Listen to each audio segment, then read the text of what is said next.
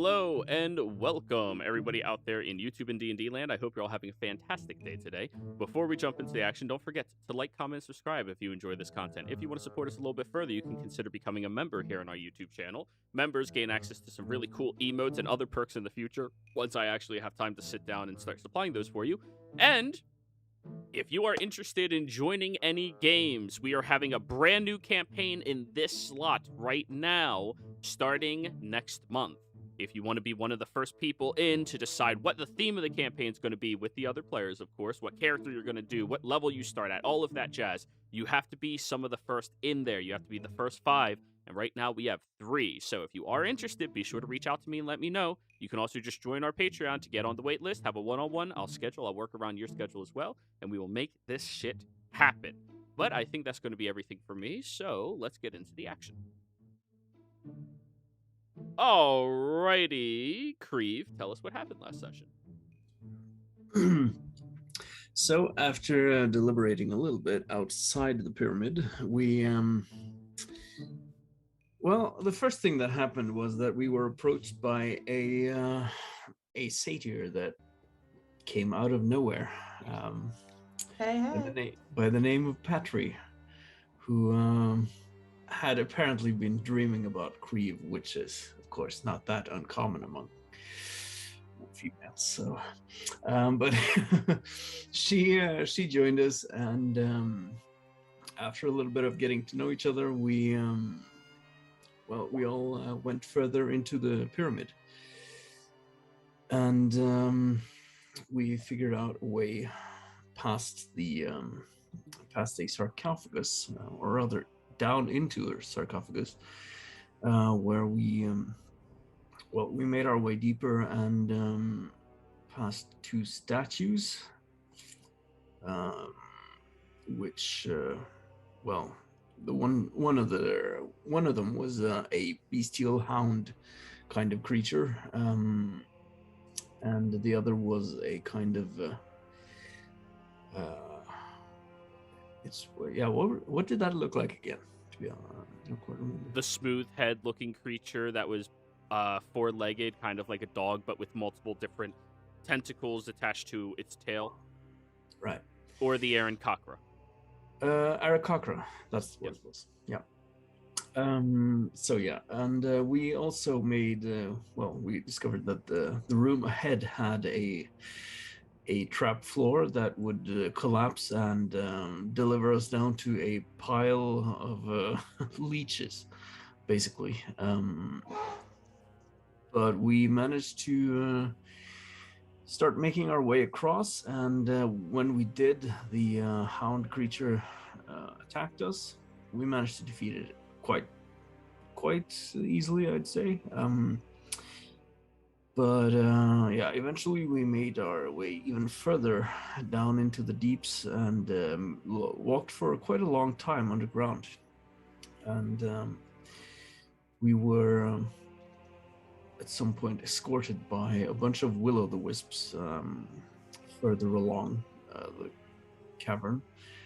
And when we spoke the name One True King, a bunch of stalactites fell from the floor and from the ceiling.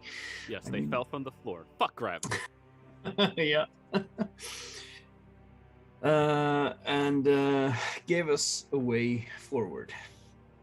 And we eventually found ourselves in front of a magical darkness, wherein a voice spoke to Kael'van, and it revealed itself to be a person by the name of Dravdar, who had been wanting him to come here for quite some time, and he revealed himself as a kind of ancient being of power, if I remember correctly, who he wanted to possess or take over the body of Herency, which lay sealed in a large sarcophagus, and using that body, he wants to, basically take on all the gods and destroy them. to make himself the one true king. Or the one true god, as it were. And we're just about to start fighting because he attacked Patry, and Keavan's also been suffering from some blood loss in his proximity. Alrighty. So, everybody, we are jumping to it. Now, Kriv, you are the one noticing that he's summoning up this magic to throw at Kyle. So if you want initiative to start, you would have to say something. What do you say to alert your allies that are blind right now? I'm saying, well, he asked us not to get in the way, but he's throwing some spiky, dangerous-looking blood things at you. Patry, after seeing that fly past you, you've been listening to the conversation happening in there. You know whereabouts Travdar is, but you don't see him. What would you like to do? I think... first of all, can you guys hear me? You're Yes. a little quiet, but you're fine. Okay. So, I guess... okay, that was kind of rude. What the heck was that for? And I start making my way up the stairs. Make my way. Alrighty. Making my way down to... 10. You start running up the stairs before... You're a fairly observant individual. You know whereabouts the individual is, and you even feel a tightness in the air, almost like something in this area is being compressed downwards. It's a pressure. What would you like to do?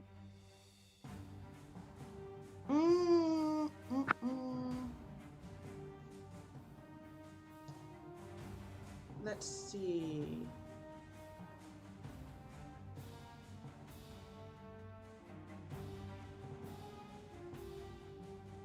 Can I roll for perception?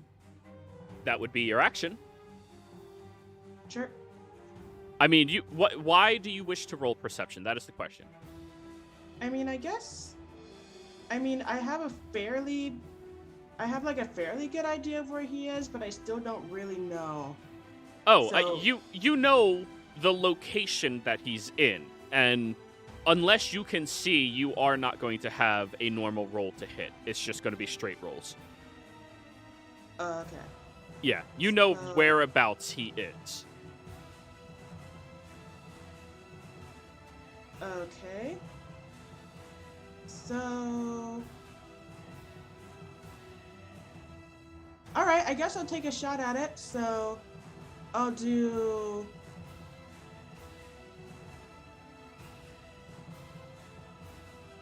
one hit with my quarterstaff, two-handed. All right, that is going to be at disadvantage, but go ahead and swing, bada bada. Okay. Question, is your quarterstaff magical?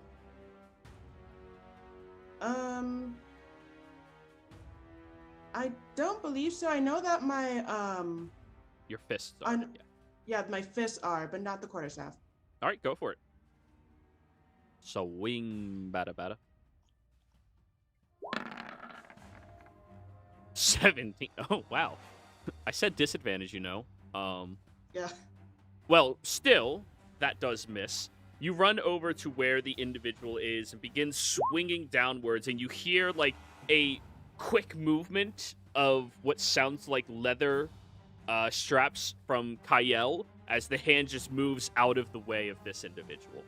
He seems to be pretty nimble in his liquid-like form.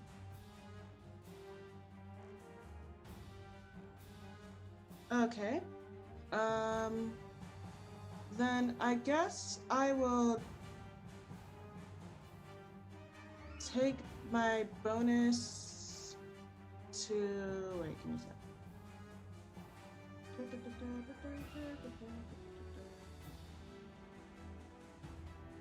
I guess I'll start dodging. Well, you have your second attack. Oh, I have my second attack.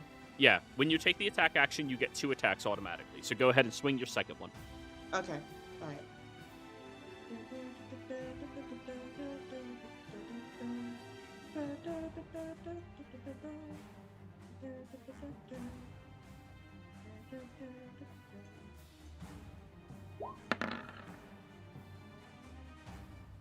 Natural one misses. You swing a second time, and this individual just seems to be moving completely out of the way for almost like he knows where you are. So what would you like to do with your bonus action? Okay, then I suppose I'll disengage. All right, so you'll use one of your key point to disengage, and then are you backing up? Yeah, I am. Okay, go ahead and move yourself backwards.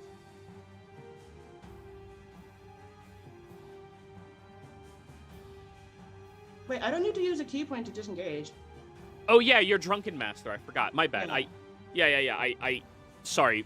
Drunken Master is so rarely chosen. I always forget about it. So yeah, you just move backwards with movement speed. You still have a bonus action though.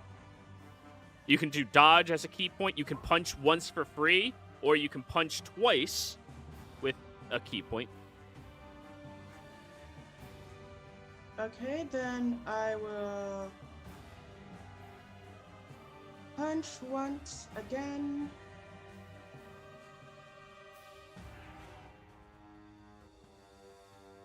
Let me do that.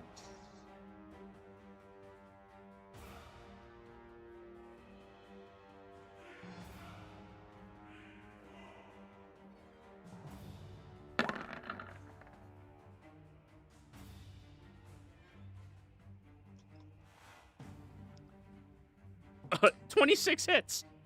Yeah! Yes. Go ahead and roll your damage. Okay.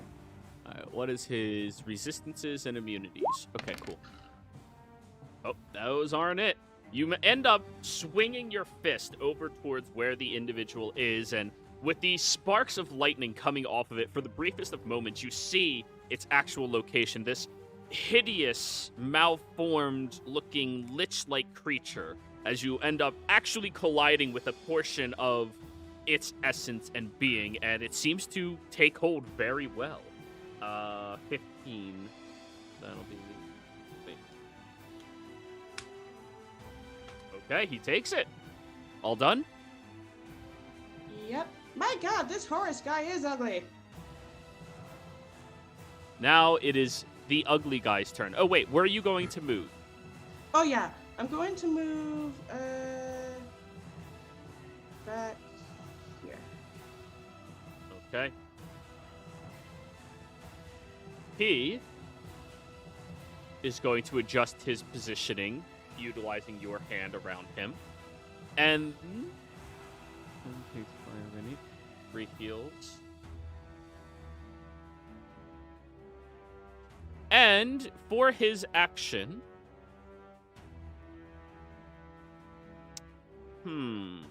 Which of y'all piss him off the most? Probably Rurik. He hasn't even met him yet, but you know. No. He Honestly, honestly, because I'm just annoying. that's factually correct. Yes. Yeah. Yeah, good point. Thank you. You know what? He's going to raise his hand over towards you in your direction, Patry, and because you are still within the magical darkness, you begin feeling this sharpening or this tightening of loose objects that just scurry up your legs and around your being. I need you to give me a dexterity saving throw with Okay. disadvantage because you are blinded right now. All right. Also, is this a spell? It is a spell. I'm pretty sure I have resistance. Oh, so straight roll. Cool. Oh. So just dexterity with no disadvantage or still disadvantage? No disadvantage. Straight roll. Okay.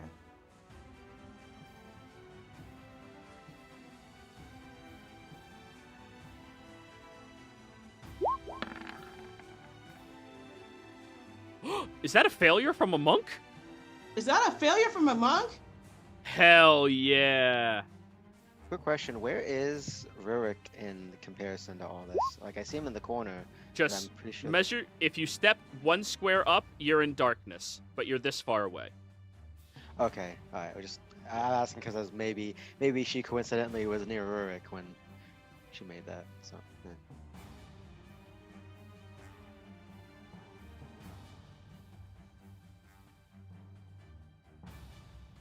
So, Patry, you are now stuck in some webbing. Under the effects of the web spell. Okay. There you go, there's the spell description. You don't see it, but you feel the massive sticky webs immediately ripple out throughout this entire area. Oh wait, it's supposed to be 20-foot radius. 20-foot radius. You know what? He'll catch you in it as well, Kyle. Fuck it. Yep. Why not, right? He ain't moving. But yes, Patry, as you feel this tightening around you, you end up becoming restrained by it. Stuck inside. Until you can use an action to break it or somebody burns it away. That was his action, and he's all done. Yep, Kyle, disadvantage, dirty 20, you're safe, though. You jump out of it. All right, Celia, we're skipping you because you didn't know there was a fight happening. Creve. So I should probably have done this earlier, but I'm going to go over to the body of Heresy and see if he has any nice items. So you run over towards the sarcophagi, and as you are approaching it, I need you to give me a charisma check, Creve. Okay. What is your alignment, specifically? Neutral. True neutral or neutral evil? True neutral. Okay, yeah. All right, then you're fine. Go ahead. I'm going to use the recap inspiration. Go for it. 12. As you approach over towards the sarcophagi, you see these glyphs move across it in a very aggressive manner. And Dravdar will... You are not worthy. What the hell up, you ugly thing? However, that was just your movement, so... Right.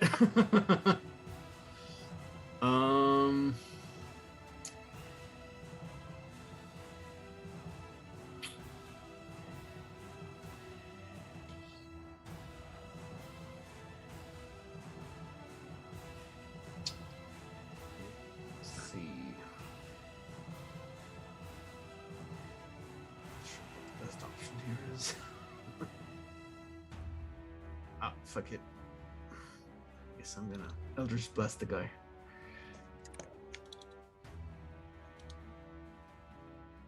Go for it. 2 blasts.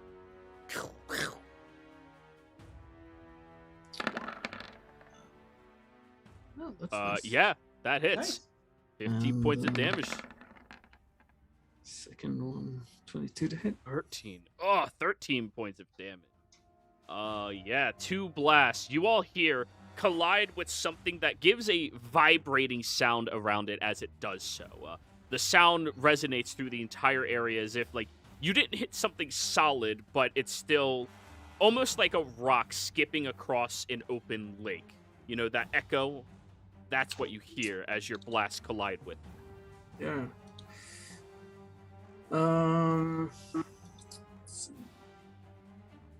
Well, I guess that's my turn. All right. At the end of your turn, he's going to use his first legendary action.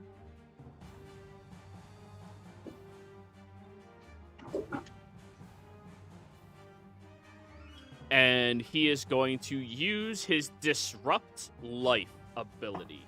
Each creature within 30 feet of him, so not you, Rorik, has to give me a Constitution saving throw.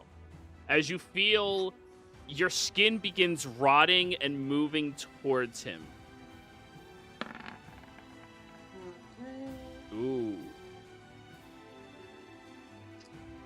That ain't very good.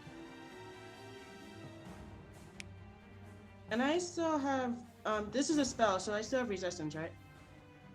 This is not a spell. This is just an innate effect he has. Okay. Yep.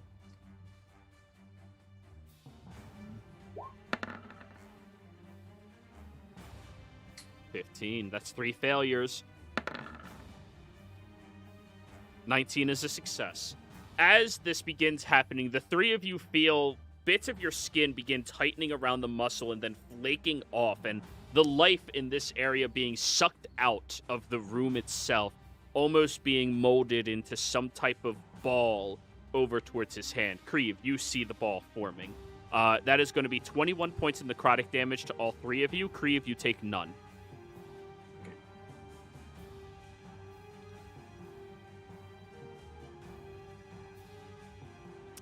All right. Now, Warwick, your turn. I'm surprised, right? We already skipped over you for the first round, didn't we? Oh, okay. Right? No. Oh, wow. No, we've been moving at a snail's pace. Okay, never mind. Yeah, you're surprised this round. Sorry. Kyle, you're up.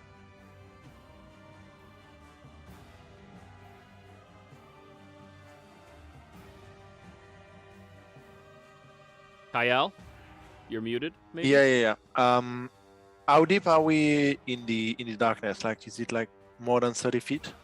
You're 10 feet away from being free of it. Okay. So I will use my bonus action to Misty Step out of it.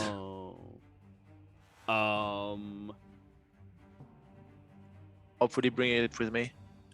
I mean, unfortunately, this is his safety spot. He's going to have to counterspell that.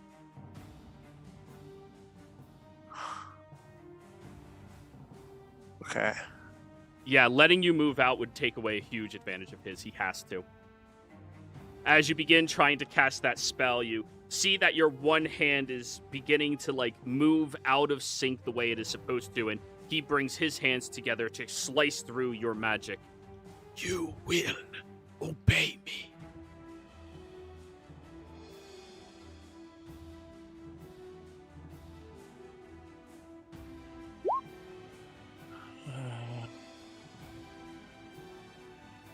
Well, I'm fucked.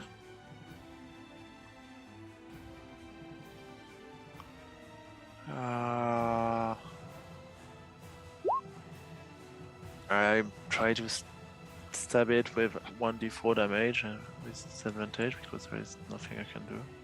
All right, go for it. 12 will miss. Alrighty. Patry, your go. Okay. So, let me do a strength check to see if I can get out of this. That's my ability. That's my action, I should say. Go for it. Give me your strength check. Just got to beat his spell save DC. That's save, not check. Oh, whoops. Sorry.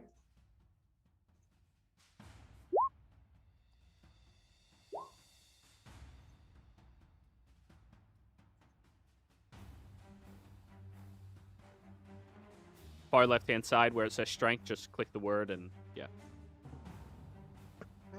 Yep, that's what I'm trying to do. Come on.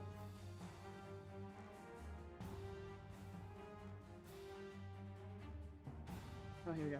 Yep.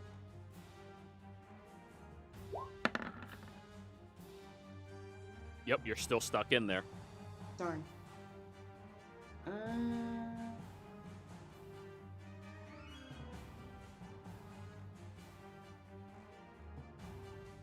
I mean, I guess I'm still stuck, so there's not much I could do.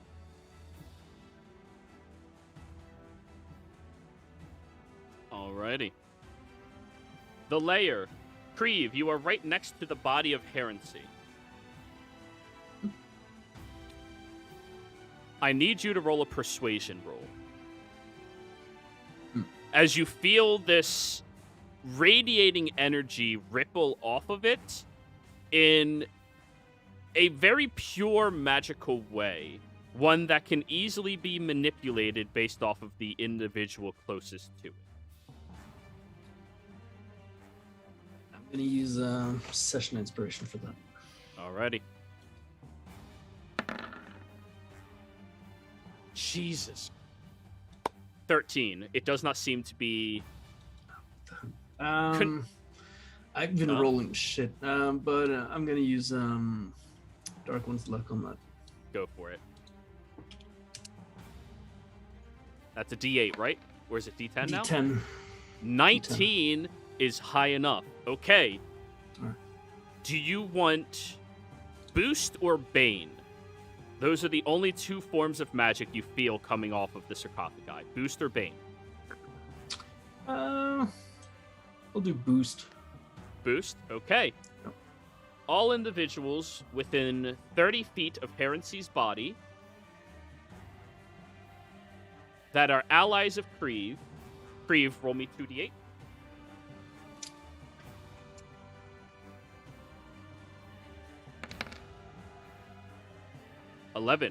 Gain 11 hit points. Yay! Oops. You feel the sarcophagi then becomes a little more subtle or settled and is charging up that magic another round. Dravdar is not your ally, correct? Okay, just I checking. mean, it's a matter of perspective, you know? What were the damage types that he just took? Force damage, correct? Okay, so he still gets a heal on... Kriv, you notice his wounds are also stitching together, but it looks more like his skin is literally stitching itself together. Almost like it's weaving. I'm never going to let that go. Weaving is an awesome tool. I'll go. No, he's got proficiency with Weaver's tools. All right. Kyle, he is going to grab onto the top of your head. Follow. And I need you to give me a wisdom saving throw at advantage.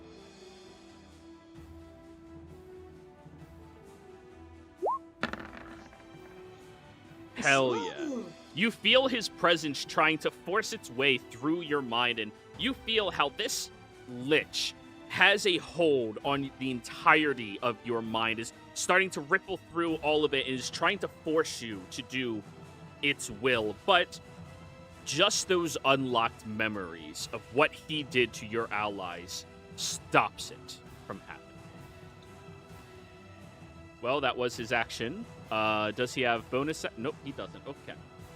Celia, your go.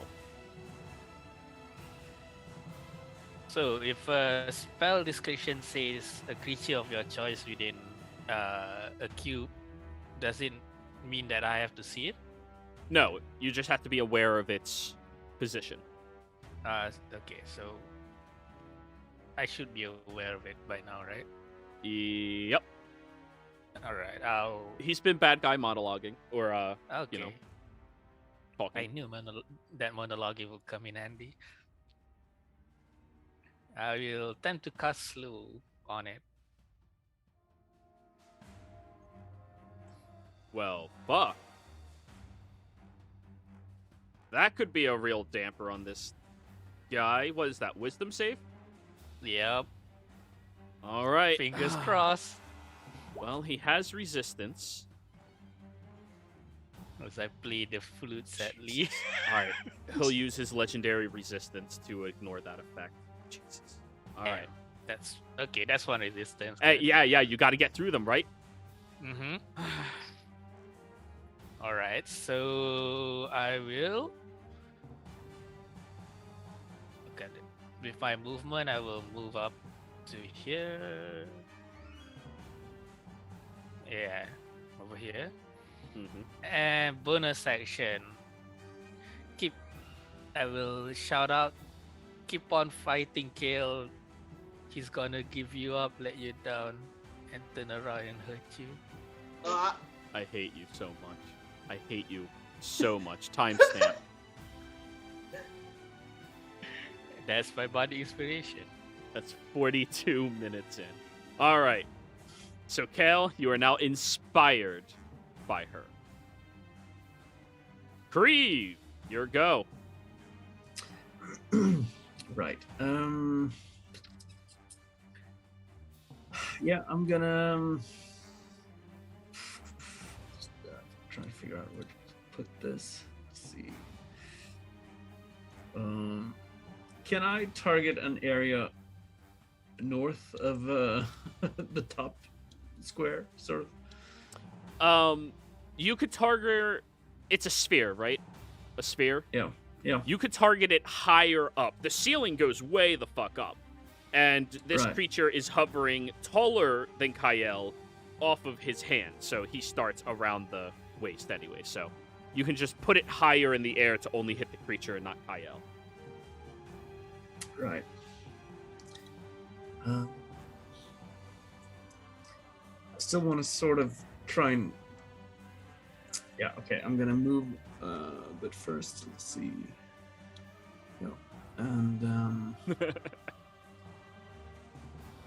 fuck it, I guess I'm casting Sickening Radiance, sort of emanating from just above the body of Heresy, I guess. Okay. Please roll that in chat. I believe that is con save. Yep. Okay. Let me roll for Drav. Oh, radiant damage. Ooh, that's gonna be a rough one on him. But is exhaustion that bad? Him? I don't know.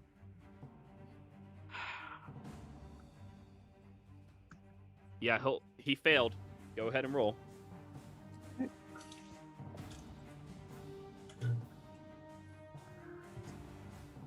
Oh, and just to clarify, it is radiant damage you're doing, correct? Not necrotic by any chance? Just radiant? Just Radiant. Okay. 23. Ooh. Okay, yeah, that is a rough mark on him. You all watch as you all hear as a burst of light sears through the area, and all of you hear Dravdar. No! Yes! Definitely does not like that at all. Creve, the body of Herency's sarcophagi is now glowing, though. A good thing Yeah. or a bad thing? You'll find out. No. Yeah. I took a few steps back here. Yes. Warwick, now you get to go. Yeah, Rourke finally snaps out of his, oh god, Cal's in danger, and just kind of, this is a room, but where is this outskirt? Is it like just... So, where you are standing, there is not magical darkness. Take Oh, one but step it's- up, it is magical darkness. Right, so theoretically though, Rourke would have known. Does You Rourke know- where Kale went? You know the whereabouts because you've been listening this entire time. You know where they are, you just can't see him. Okay. Rurik is going to, kind of charge into that darkness looking for Kale, or as max distance, 30 feet, and kind of feel for where Kale's at. Is this guy Kale? He can't tell. Kale, is that you? You alright? Where are you? I will use my reaction to say forwards. If it's wet, it's not. Is it wet? You feel a tightness in the air and maybe a little bit of moisture, sure. Yeah, fuck it. Oh shit, it's wet. Oh no, wait, no, that's not Rurik. Sorry, it's been a while since I played Rurik. Oh, that's pretty moist. Sorry, Caleb. Sorry if this is you. And he's going to attack with his quarterstaff. One hand. All right, you do have disadvantage on the swing, of course. All right, I should do that right there. And swing. I am using my shield, so Okay. that's why I'm. So it's a using one hand. one-handed quarter. 19 hits, though. Woo! All right. No, I'm just gonna add. No, he doesn't know if this is Kale yet. So yeah, he'll just first attack. 19 hits. Does the Is ouch your- sound like Kale? Is your quarterstaff magical? Actually, that's a good question. Let's see. Symbol. Yeah, I don't believe any of my weapons are magical. Okay. Your quarterstaff seems to slide into this area that gives a little bit of resistance, but doesn't feel like a humanoid body. It just barely gives resistance as you sweep through it.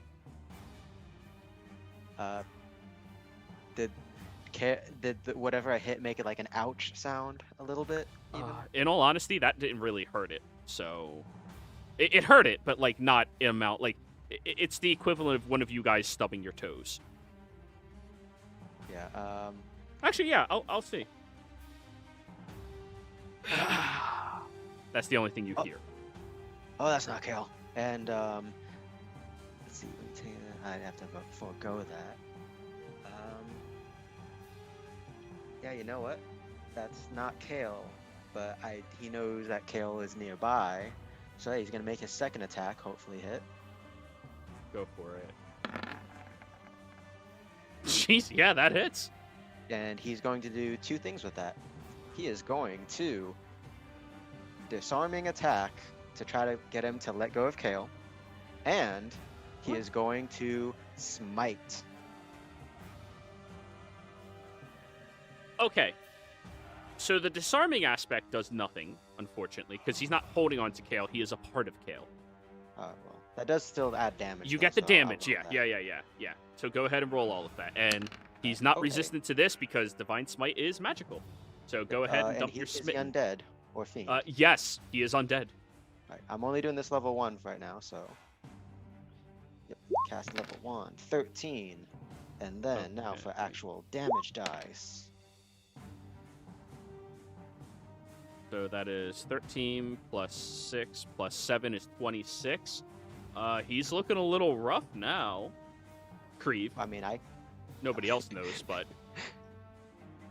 Hey, I will continue to notify the individuals because you have a resource of 4 words around to communicate with your allies. That's fair. Did I get him? He's looking rougher. Kale? No. Okay, yeah. Just with that, just know. Then sorry if this is taking another thing. Yeah, Rurik knows Kale's in danger. He's going to action surge. Oh yeah, you're a fighter. Go for it. Yep. And... Yeah. And whack. Oh, okay. 10 misses, though. You have another one, though. 15 also misses. You swing wildly this time, and it's so aggravating fighting in the dark. I mean, out of everyone here, you are the most proficient in fighting in the dark because you don't have dark vision, but, you know, it's still aggravating. I'd like to point out something. Yeah. I'm not sure if it matters, but when he failed against Sickening Radiance, he emits dim greenish light in a 5-foot radius. Dropped off. Yes. Unfortunately, with the magical darkness, though, nobody can see through it except you. Yeah, I sort of figured. But... Yeah, it has to specifically say piercing through even magical darkness. Yep. There are certain things that do that, but yeah. Yeah, I meant to do something else on my turn too, but I forgot and I missed it, so I'll just have to do it next time. Alrighty, cool. Kyle, your go.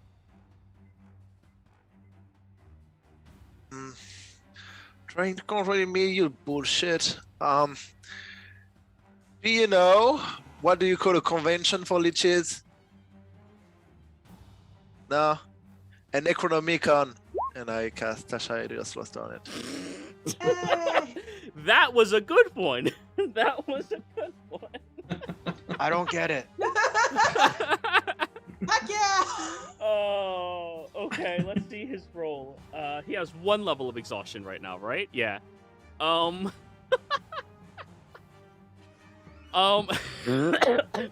Sorry. Oh. No, Okay. I wasn't expecting to actually laugh at you guys. He has to use his second legendary resistance. But it's gone. That's the second one down. You feel a slight giggle, Kyle. No. He wanted to laugh, but he stopped himself. And I It's just like, don't fucking do it. walk. It's literally me and Lei Wynn's relationship. You said you walked? I just walk like one foot aside to just get out of the web. Yep. And you kind of like bump into Rorik now. Oh. Oh god, there's another one. No. That's just me. You didn't hear the joke.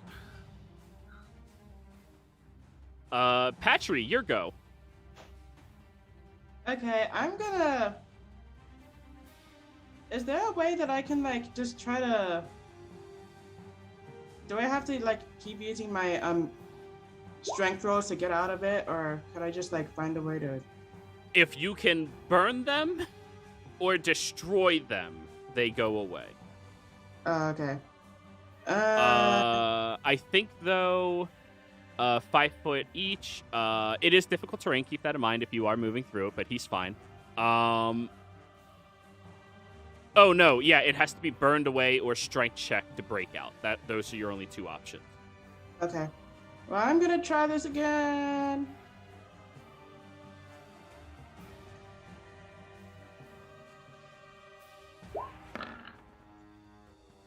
Yeah, I you're hate this still- so much. Yeah, I know. I mean, keep in mind in your bag, if you bought a pack that has tinder in it, you could use your action to light it on fire. Just, just in case. Bro, thanks for telling me after the fact. And that's usually how he does it. I'm trying to think of this as well. I'm sorry. Well, but no, yeah. it's fine. I don't even think I have. So it's fine. Yeah. All right. The layer action is going to go. Oh shit! Your sickening radiance is an AOE, right? Yeah. So at the start of each of its turns, or your turn? Let me double check that again. It's I think it's at the start of its turn if it's within the area, or the first time it enters the area. All right. So Perfect.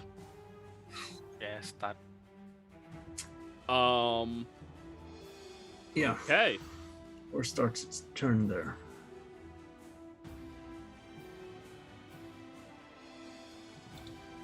By the way, I should ask this: is Rurik and Kale inside the AOE for that, or?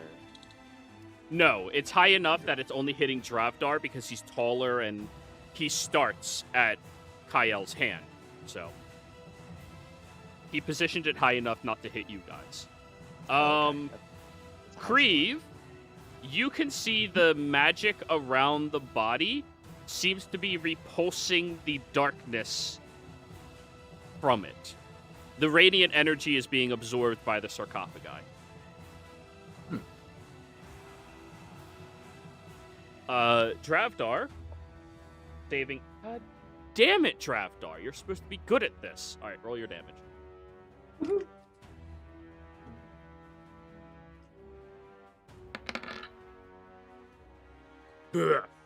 And that's another level of exhaustion. Yep. Yeah. Oh, he is looking incredibly rough, but he is going to lift his hand upwards, and you see this portions of his fingers, Krieve, begin getting these holes in them as he's going to strike his hand down towards Rorik. Advantage because you are blind. Ooh. Yeah. 27 to hit, Rorik. No, I'm kidding. That hits. All right, let me roll my d4s.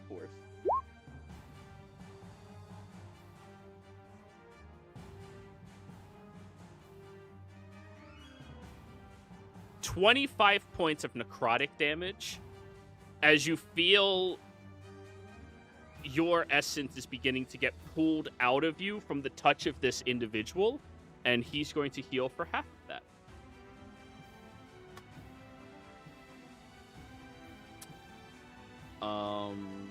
Yeah. There we go. Celia.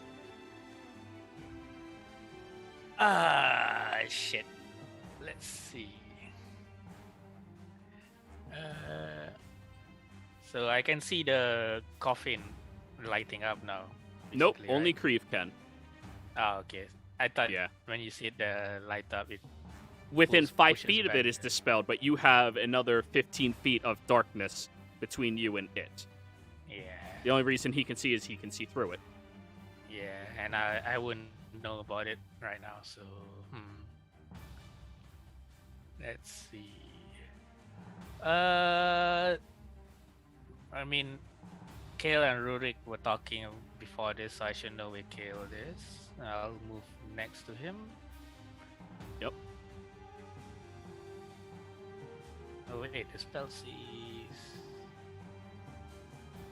choice that you can see. I can't see. Re.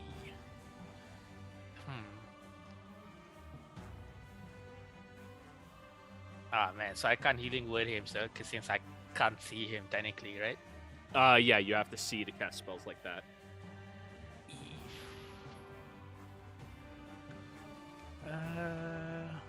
You know what? Fuck it. I'll move next to draft. Yeah, I'll just instead of towards Kale, I just run straight up, I guess. Since I know Rurik is like 10 feet in front of me, probably, so I'll just be sure not to be in 10 feet of Rurik. Okay. So, bop, bop, bop, bop. You run over, and as you get this close, I need you to give me a charisma check, and you step into a glowing light around the sarcophagi. You can see within 5 feet of you, Celia. Oh shit, where's my glasses? Where's my check? That's 20, dirty Oh. 20. Also, you are running into Krieve's Sickening Radiance. Con save. Oh yeah. She is within 10 feet of Rurik, so she gets that +4. All right, yeah, +4. Oh, yeah. Your Paladin's back in the game. To make this a lot better for you. That's 17? 17. Krieve? That just makes it. Okay, so half damage. Go ahead and roll, Yay. Krieve. And no exhaustion. Yeah. Really? It doesn't say half damage. It doesn't say half damage? Oh, wait. Wait. Yeah. No, Constitution. if you succeed, you don't take any damage. Oh, it's save or suck. That's right. Oh, that's rough. Okay, yeah. Nothing. Good. Yep. Hmm. Yeah. For my action, I will seek to borrow the radiance and use my racial ability.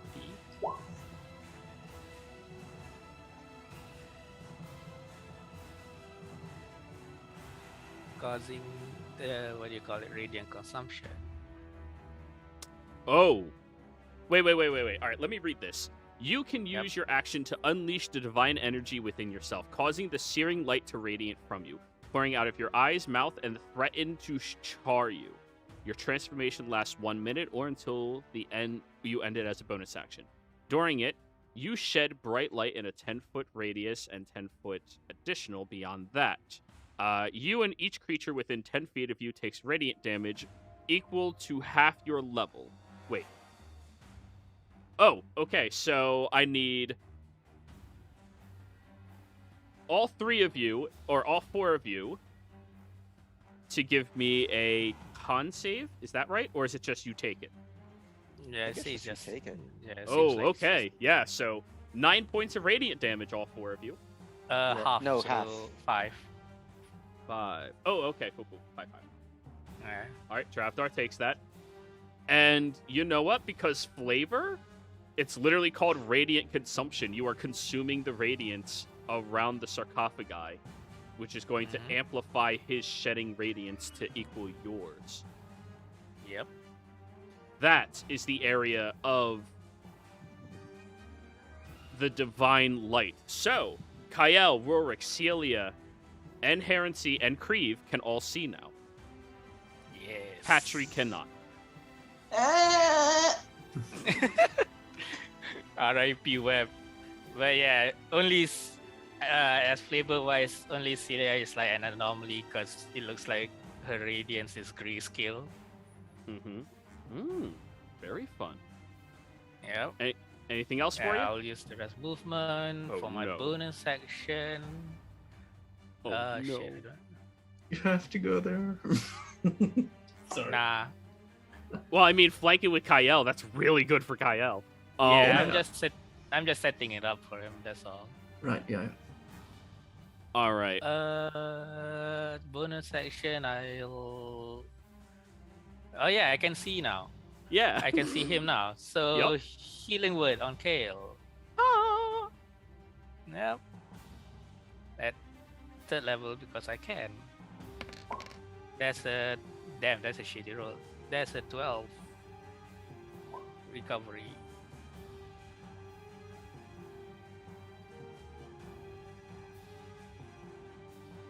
Yep, so K recovers 12 HP. Okay. And that's the end of my turn. Alrighty. Then, at the end of your turn, he is going to use his legendary action.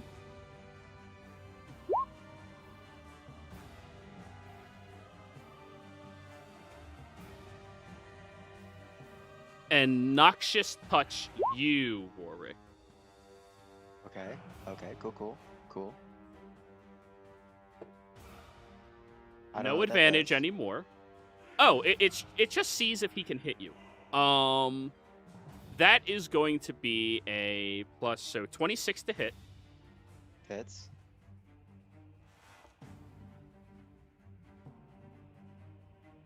Well, 20 points of necrotic damage, Warwick, Okay. and he heals for 10 of it. Okay.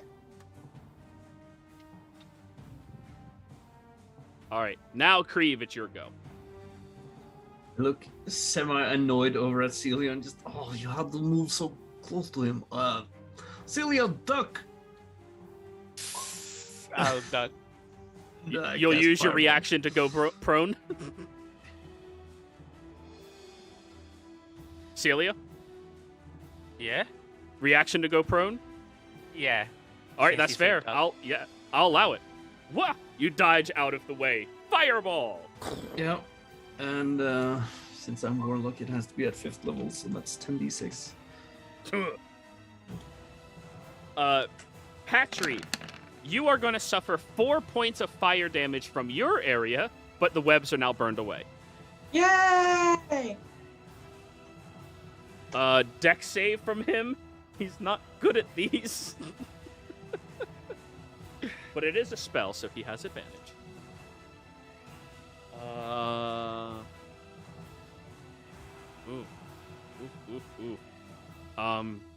Yeah, he is successful, so he takes half damage. What is that, 14? He's back down to looking yeah. pretty rough. All right. Wait, do I still take 4 damage if I'm resistant? No, you take half. Okay. So do I take 2 then? Yes. Okay. Oh, he certainly has counterspell. He's just more scared of one other person than Kreve. Also, you have to keep in mind, he's not looking at all of you. He's one individual. He can only look in one direction, and Rorik is the biggest problem. What? I mean, yeah, but what? Yeah, you are the biggest problem to him. Yeah. I'm just an old man with a stick. Kreve, is that everything? Smite. Yeah, I think so. I'm gonna use my movement to just get into the Radiance of Heresy there. Okay. All right, you step over into the Radiance of Heresy. At the end of your turn, he will use his next legendary action.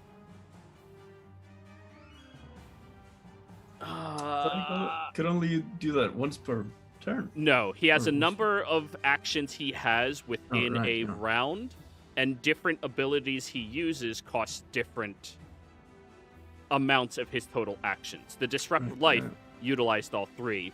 Noxious Grasp utilized 2. And there are 2 of you right next to each other, correct? Okay. Looks like it. His third one is gonna be Acid Splash, y'all. Oh, So I Jesus need Christ. Warwick and Kyle both to give me dex saves. Kyle adds 4 from Rurik's thing. Hey, Kyle has evasion. Yeah. Well, it's a cantrip anyways. It's save or suck. Wait, how many d6s is that? Okay. Cool. All right, Kyle, you take no damage. Warwick, however, you are still going to... Oh, wow.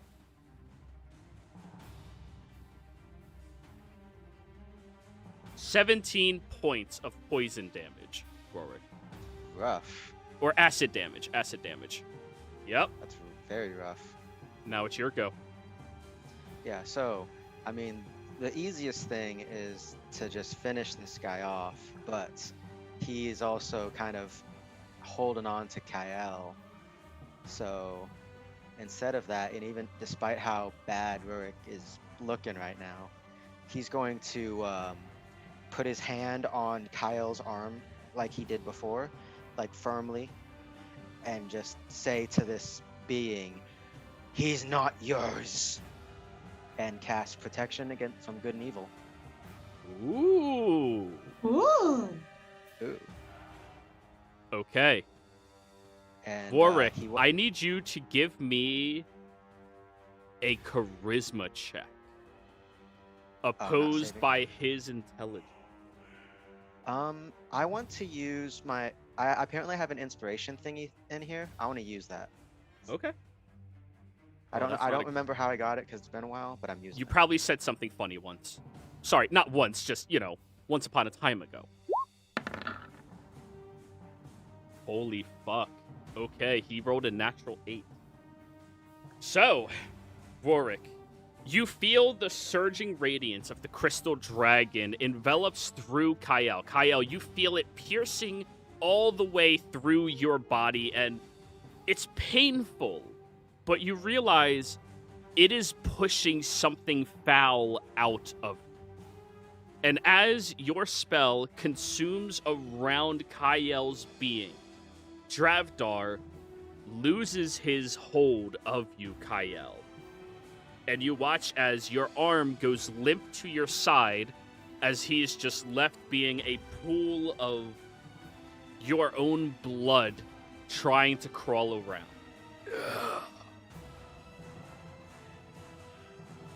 Kyle, now, and that'll be Rurik's turn. Kyle.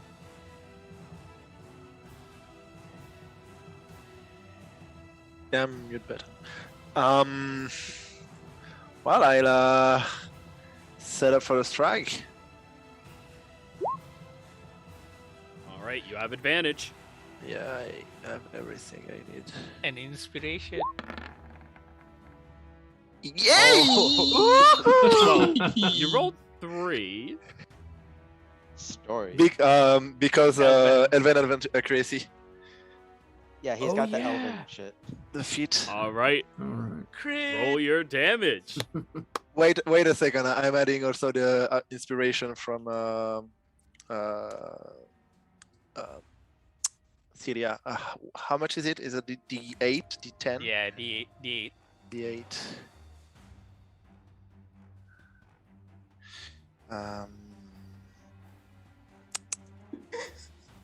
Inspiration.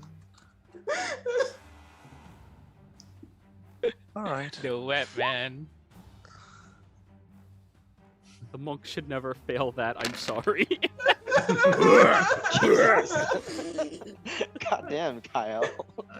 I think that might be enough. Kyle. Oh, wrong one. 68 damage. How do you want to do this, Kyle?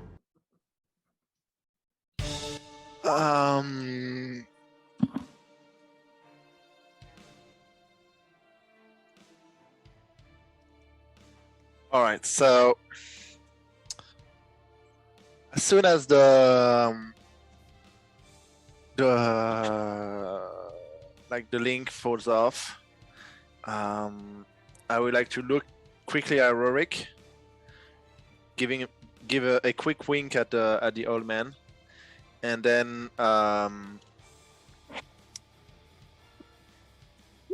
slide below that bad dude. You said my arm is limp, right? I cannot use my left hand. Your left hand is limp to your side for the first time since he is not controlling. Slide through him and just get behind him and slice his head off using the key. Like you the all dagger. watch as Kyle flips his dagger around, getting over top of this being, and takes the dagger sideways in his grip, slashing where the throat is and carving from side to side as Dravdar is screaming out, "You will not stop me. I will succeed." As one swipe across, the head limps down and rolls down the stairs towards that open pit. Couldn't stop the head from rolling. I mean, if you really want to step on the head, you're welcome to.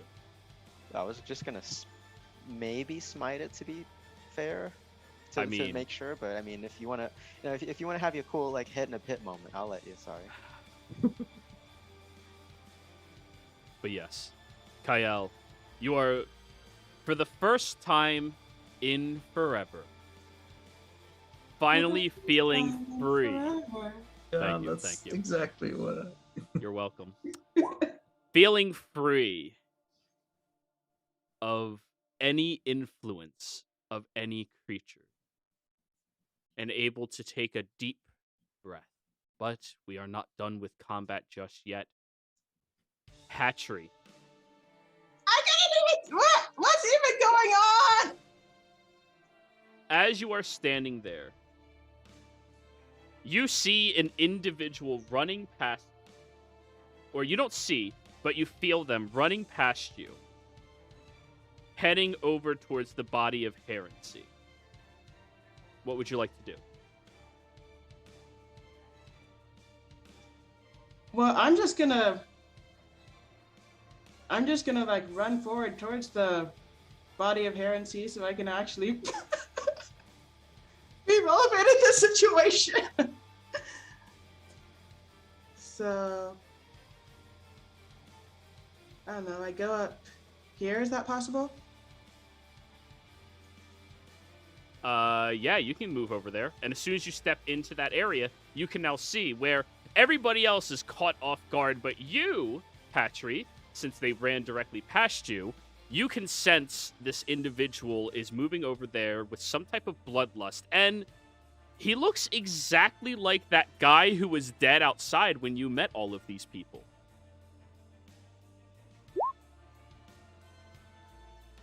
I'm like, you know what? Nope, it's done time. Let's go. All right, swing, you? bada bada. Swing, bada bada. Please All right. work. Oh, this mage, he's ready for you. Please work.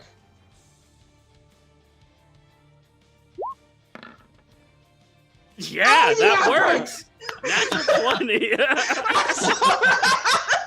I wonder why he had to leave you trapped. She's That just been hit. charging up her fist in the whip this whole time. You're that one useless anime character that when you finally not get that useless. moment, you wreck everything. I'm a monk. I punch ghosts. So go ahead and roll your damage. Are you going to be stunning striking? Yes. Oh my god. Wait. Wait. Dark One's Blessing. God damn, I rolled another 2. Alright, yeah, no, he's stunned. Everyone else in the Radiant sees who must be the twin brother of the head cultist that you all have been helping, running over, trying to steal whatever essence from the body of Herency that he is reaching towards, seeing his goal's in sight, and Patry runs into the area and hooks him right in the jaw. And you all know what a glass jaw looks like. He definitely has one and immediately cracks against it, crying out in pain from the massive strike. Not gonna lie, I kind of just imagine it like Patry's like, I'm here, swings her arms out and accidentally clotheslines the guy. You have your second strike, Patry, and he is now stunned. Yeah, and then I'm just like, who the heck is that? And then just out of reaction, I go for him. I punch him again. Do it.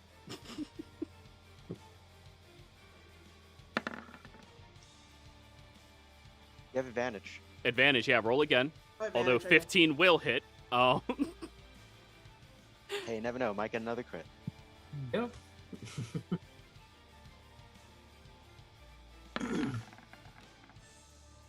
Well, 15 hits. Just barely, Yeah, 15 though. hits. You see an arcane protection around his body that you just barely break through and punch in the face. Go for it. Roll your damage. Oh my god, that's almost as much as the first. Actually, yeah. That's 14 more. He is looking really rough. Bonus action? Yep, we're just gonna. I'm just gonna do flurry of blows. I'm sorry. What were you saying, Creed? I'm gonna do flurry of blows. Did he run into the sickening radiance as well? He was trying to keep low enough underneath it, but right now he's he's. Is she was like uppercutting Naruto him and punching him running. into the air so he touches I don't know, Patry, are you? What? Looks like it. Looks like it, yeah. All right, roll your damage. Finish him. This is not this guy's day, Patry that's for sure. and Creve combo kill. How do you both do this? Exactly how Creed Bullet. wanted it. Working One together round. with You are Patry.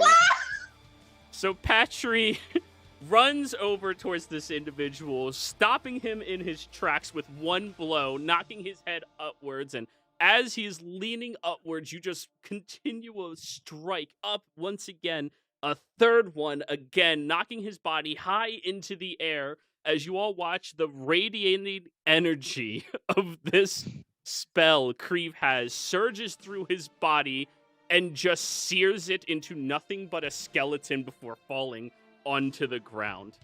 Patry, you didn't know your fist could do that. No, but that was cool. Did he just do the Combo kill. the Indiana Jones thing when they open the Ark? I was actually more thinking of the Naruto thing when he fought Sasuke and they both had their superpower. Ah. But yeah, just the bop bop bop combo into the air. Yeah. Oh no, but I meant when he turned a skeleton. Oh. Basically, Oh yeah. Nice. But anyways, everybody, you all have successfully slayed Drav.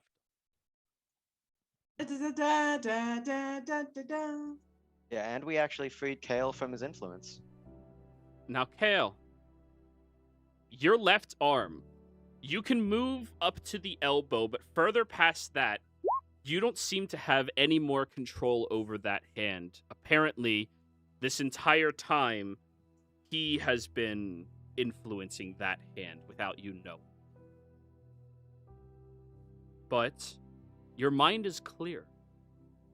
You no longer feel the influence of some horrendous entity controlling.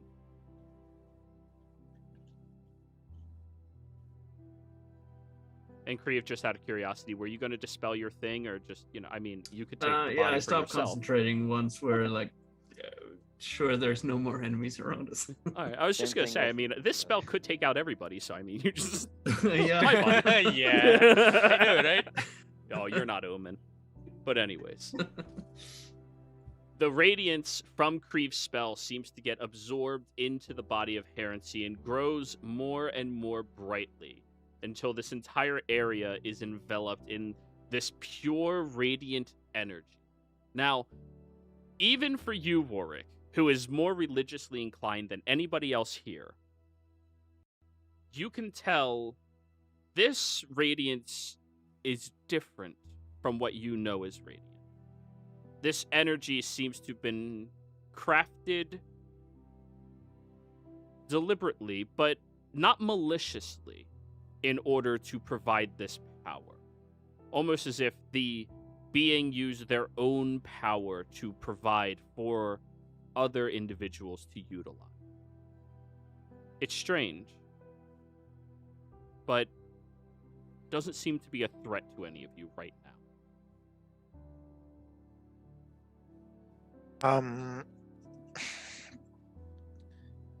KSI, he gives a look at Rorik that sees looks very very tired, and walk up toward the statue. Careful there. Hey, Kale, just a second. And Rick would probably lay on hands like 10 points on Kale, because maybe put some feeling back into that arm. All right. Well, it does give him 10 points of recovery, but that hand is going to need a lot of attention if you wish to recover it or something else. A lot of hand jobs.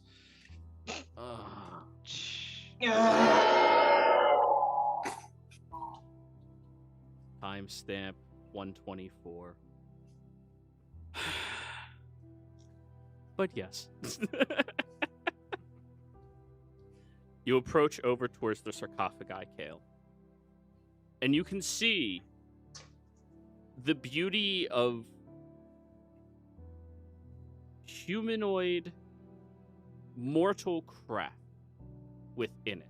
It's not perfect by any stretch of the imagination. It's very deeply flawed, but the smoothness of the exterior, the soft white shell of it, the ornate gems all across it, this is something that was made honorifically, where the other tombs everybody else has been in, those were made for capturing, for holding and sealing away. This was made as an homage to this heresy individual. You can tell that this was, thanks to your archaeologist background, a deliberate place. A place meant to be discovered. And meant to protect heresy from corruption, but also be available to anybody who truly needs it. I touched the sarcophagi. Just Yes, you can. put my hand on it. Place your hand against the sarcophagi. Kyle, you feel a deep breath from behind it.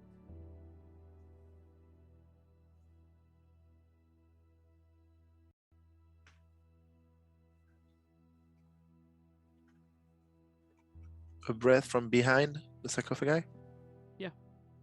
Behind the opening of it. And then all of you hear.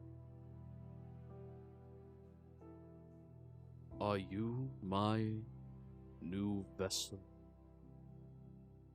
Or, sorry.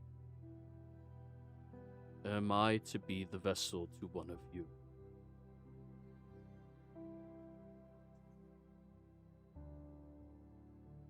Vessel for what? That is for you all to decide. Does being a vessel have to do with being stuck in a web again? Because if so, count me out of that.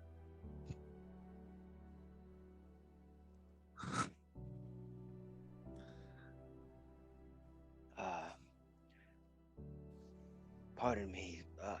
You were the one that sent us those dreams. Those mingled dreams? Is that correct?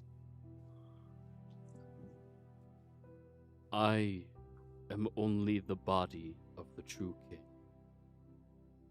My conscience acts of its own accord. It may have beckoned you, and if it has, why?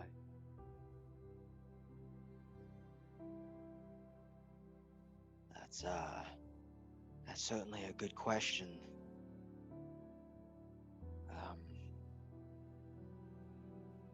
I mean, I don't know much about this sort of effects, and I won't lie to you, Mr. Body of a true king person. Honorifics are not needed for me. We are all equal. But from what I've learned in my life, truths can be different for everyone. There's no singular one truth.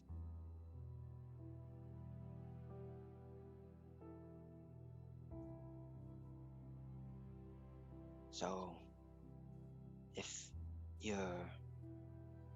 I would assume you know your self or your consciousness better than we do, if they were reunited or whatever this whole matter was, would you try to be imposing that sort of your own truth on people?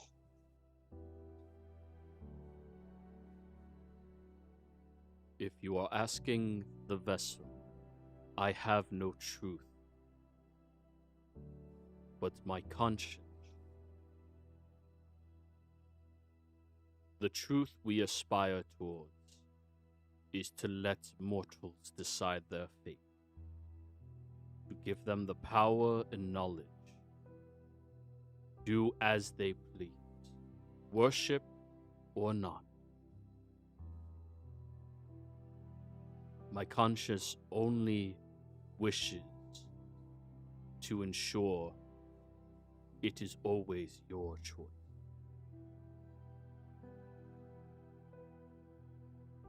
What does it mean to have you as one of our vessel?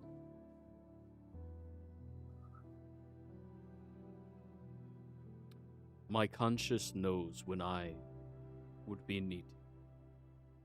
Each aspect of would be needed. If I, as my body, can serve towards our dream of ensuring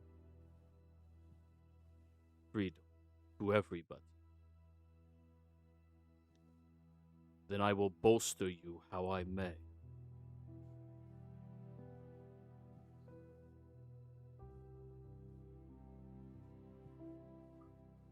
Any kind of freedom?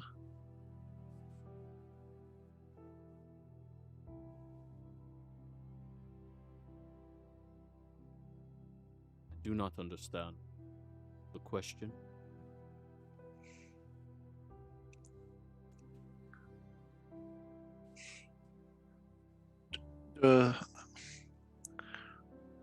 Would you protect the freedom of choosing who you are, who you want to be, and who you will become? Defend yourself against phenomenon, strengths, powers that takes it away from you. My conscience aspires towards that, but for that level of freedom, you would have to fight for it. Ensure those that would corrupt or influence do not have access to those that want something else. I simply will bolster your body to serve that.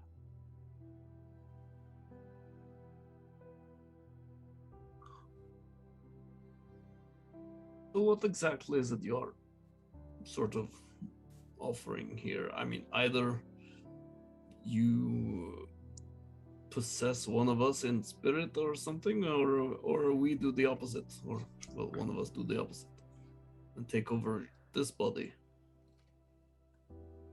Is that? You all are not ready.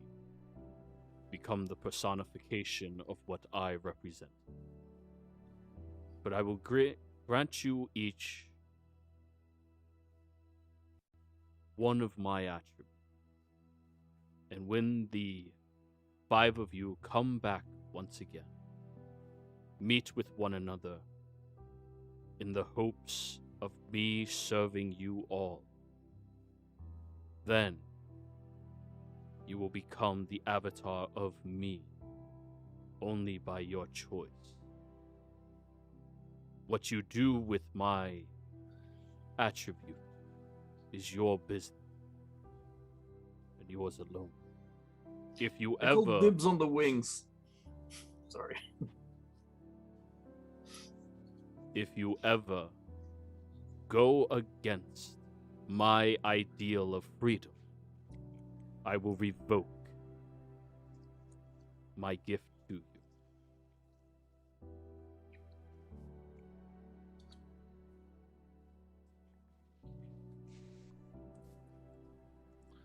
That sound like a fair trade. Hey, I want the wings. They look pretty. I already said I'd call dibs on them. Then allow me to silence myself. And you all see the radiating energy around the sarcophagi consumes this entire location and begins sparking out towards each of you.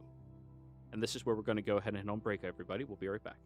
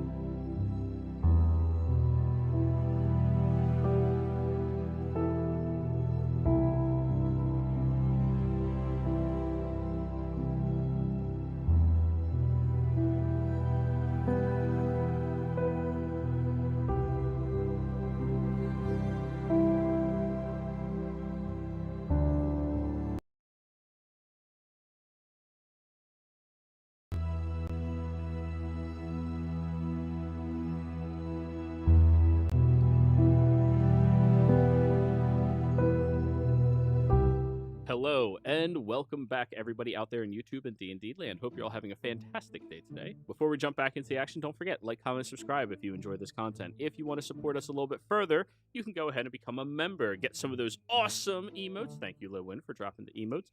And in addition to all of that, if you are interested in joining our community or joining our next campaign, which will be starting next month, literally the first of next month, be sure to reach out to me and let me know.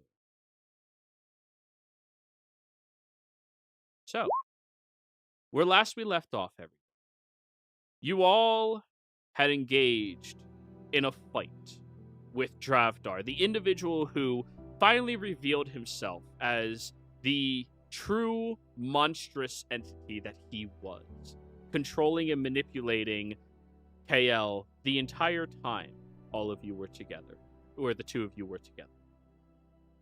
After a devastating fight from them, you realize that the other individual, the one who was manipulating the cult, had been watching from afar and ran past you all.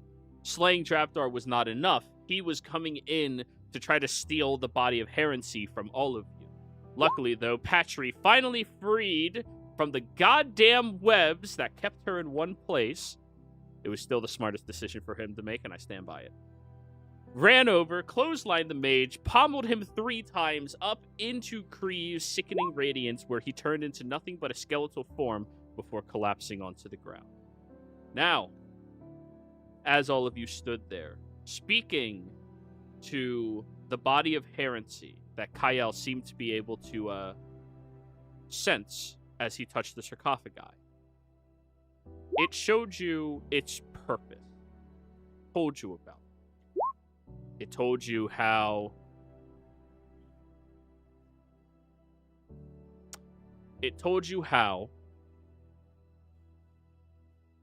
he is meant to stay there until his consciousness calls individuals to come get him. Knowing that something is probably coming to this realm, and it may need assistance. And the true king, well, is the most powerful mortal that has walked this plane of existence. Its purpose is to bolster all of you to survive until this happens, and when the time comes, if you all come together, you can channel your abilities into one another and create the avatar of Herency. Though, you are all warned. You can only do this once. You can only call forth the avatar of him one time. So when it needs to happen is the only chance you have. Now, as you saw these sparks lifting off the sarcophagi, striking into each of you, you began feeling a bolster within yourselves. Kreev, you became even more well-spoken and sure of yourself, to a degree that would rival any of your lineage on either side. You also feel your hooves have these traction about them, making you much more sure-footed, not afraid of, well, tripping, at the very least. Kyle, you feel this sharpness in your back, as from beneath your cloak and your vest, you have these large, beautiful wings sprout out from you. Though, they scaled down from the beautiful radiating white into a soft, almost charcoal black. You also feel the knowledge of this individual opening your mind to the possibilities of everything that could be. Though you still need to figure it out, your ability to comprehend has increased considerably. Celia, you feel tougher, thick-skinned if you will. More sure of your own ability to stave off things that may try to harm you physically. It's nice. Very nice. Be sure to add your 9 hit points as well, Celia, because, it doesn't automatically do that. Oh, yeah. In addition to that, you feel like you don't necessarily have to be breathing right now. As if air is something that you're just comfortable with. Not necessary. Which is also very strange and different. Patry, you feel not more energized, not hyper, but focused in your movements.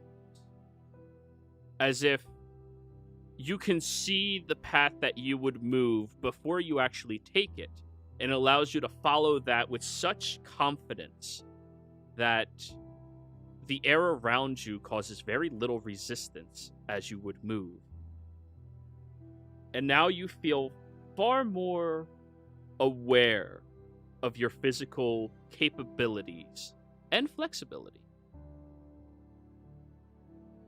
Rorik, you see 3 gems appear in your hand. The power radiating off of any of these gems far surpasses that of any augments your companions have found thus far. And Herency will instruct you all. You all now have my gifts of my physical being within you. Do what is necessary to preserve them. For any foe who becomes aware that you have them could slay you and take them.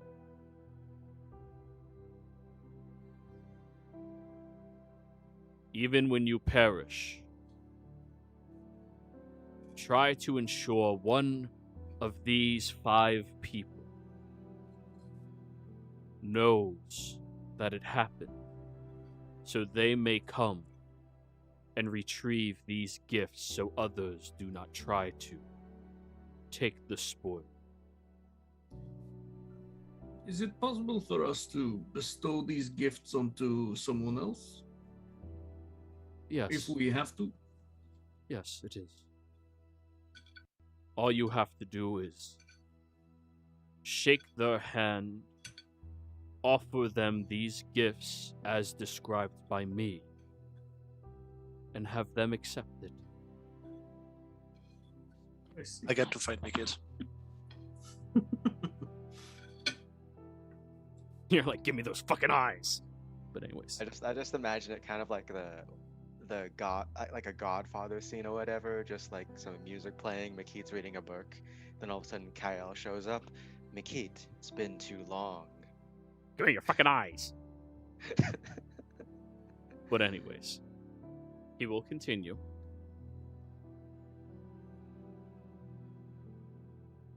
This is my last moment of being, before the 5 of you come together and request my intervention.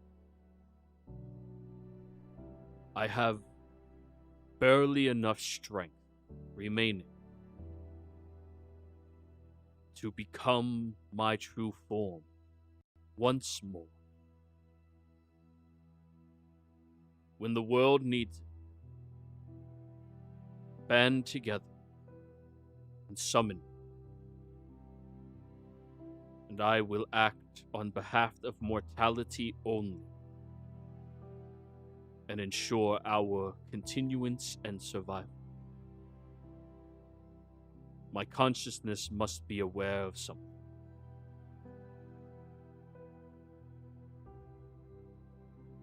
I run up to the body and give it a big hug. You hug the sarcophagus. And, none of you saw Patry moving, like including Kyle. It kind of just like happened. You Just saw really one blinked. hoof moving forward, and then boom, she was there. What? Wait, did you just blink here? No, I just walked right up there and I gave him a hug because he gave us such cool presents. But you were there like less than 1 second ago, and now no, you missed this step. Like you cast magic now, right? You just not about like what? Gale Von, you just had the wings sprout from your back. I think we have experienced weirder things. I, for one, am unmoved by the effort. Oh. Good point. Timestamp 216.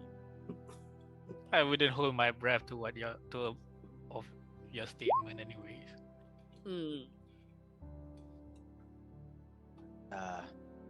Just be aware that this is a big responsibility for all of us. It's not something to be taken lightly. But it is something all of you are prepared for. You all are powerful enough now to accept these gifts. Now, serve this realm how you see fit.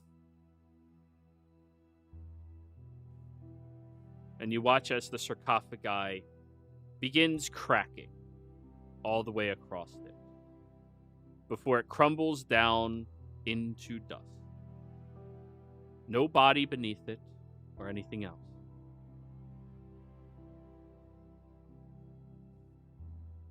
The body of Heresy may be no more, but the essence of what it represents and is capable of has been given to you all. Bye, Horace.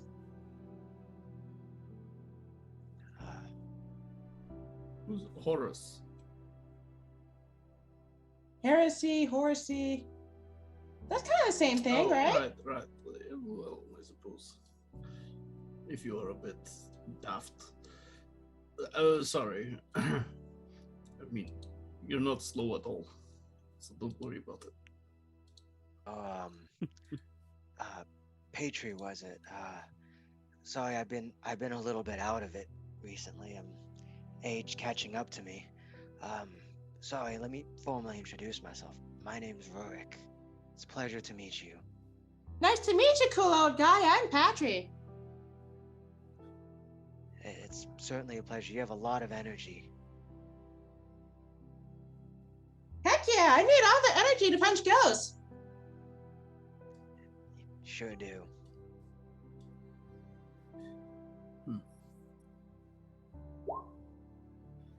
Well, since introductions are over, I suggest we take what we can, see if maybe there are any riches or any sort of treasures lying around, and start heading back. I'm tired of being underground. Indeed. I'm not much of an expert on that sort of thing, but I'll take these two things here, and we're kind of. Is this guy an actual body? The Dravdar? Yeah, there is a liquidous form there. It's not really a body so much. Oh, okay, well, because Rurik wants to take this guy's body to the Carnage, I think was his name, or something weird and edgy, to return it to his brother, because despite being evil and kind of an asshole, he was still that guy's family, so should get a burial. And this guy, he wants to do some sort of, he wants to use ceremony to kind of like do some like, you know, anti, like, what's the word? Proper funeral rites? Or... No, Anti-resurrection? Kind of, like, it's sort of like a whole sanctify, like, what's the opposite of corrupt? Sanctify. Yeah, sanctify, I guess. Hollow. hallow, like not like the actual spell hallow, but with ceremony. Oh, well, so you want to perform a ceremony. Yes. All right. Roll me a D100, Rorik. Okay. Do I need it high or low, just so I know? You always want high in my game. Or 69. Yep. Hey. Oh, 200. On a 1, he is resurrected. You fools! oh, whoops! That was I was holding the book upside down. Wrong My god, bad. wrong god. I didn't say Tiamat. God damn it. The location you seem to be in, with that liquidous form kind of stuck in here as well, it appears to be out of the reach of divinity intentionally. This is a place meant only to be influenced by mortals, no matter what. It's similar to a sanctification, but it specifically rejects immortal beings from having influence here, and your calls to your dragon, you have the sense he will keep an eye on the location, but he cannot influence. And just because I would think it's funny if I did this as well, Rurik will spend another divine smite just to be sure, just take a stick and body. It bursts with the divine energy. I'm gonna Eldritch Blast as well, just for good measure. Double tap. Got a I'm double gonna hit it tap. with my quarterstaff just for extra measure because I Alright, couldn't get a solid. Whack, whack. Just you guys are beating up a Jesus pile of Christ. goo. That's You think I'll I'm a remember dead this. horse? Beating him into a pulp, basically.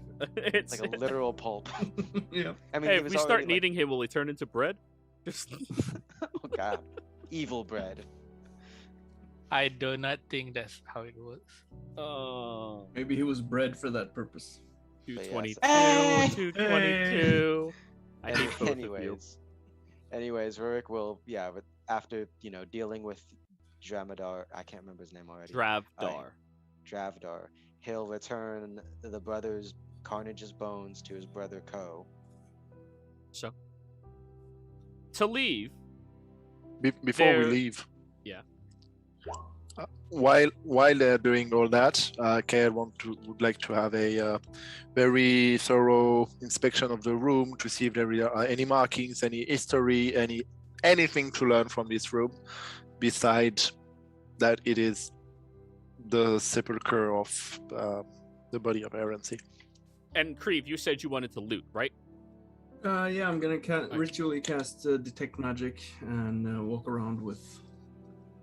Well, yeah, I'll assist Kale with Detect Magic. Just walk around, check. So, Kael, roll an investigation with it. Well, you already have advantage, so Kreve, make your own investigation. It's okay. it's yeah. It's helping the owl to see better. No, you don't help it. Do I still have disadvantage because of Your mind is no longer being tormented by Dravdar. okay. You are free of that.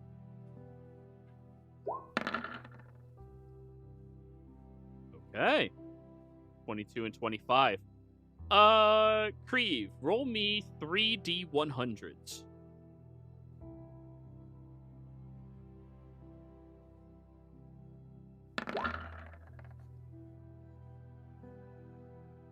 Eight, 65, and 48.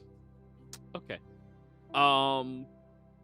You find platinum, gold, and silver,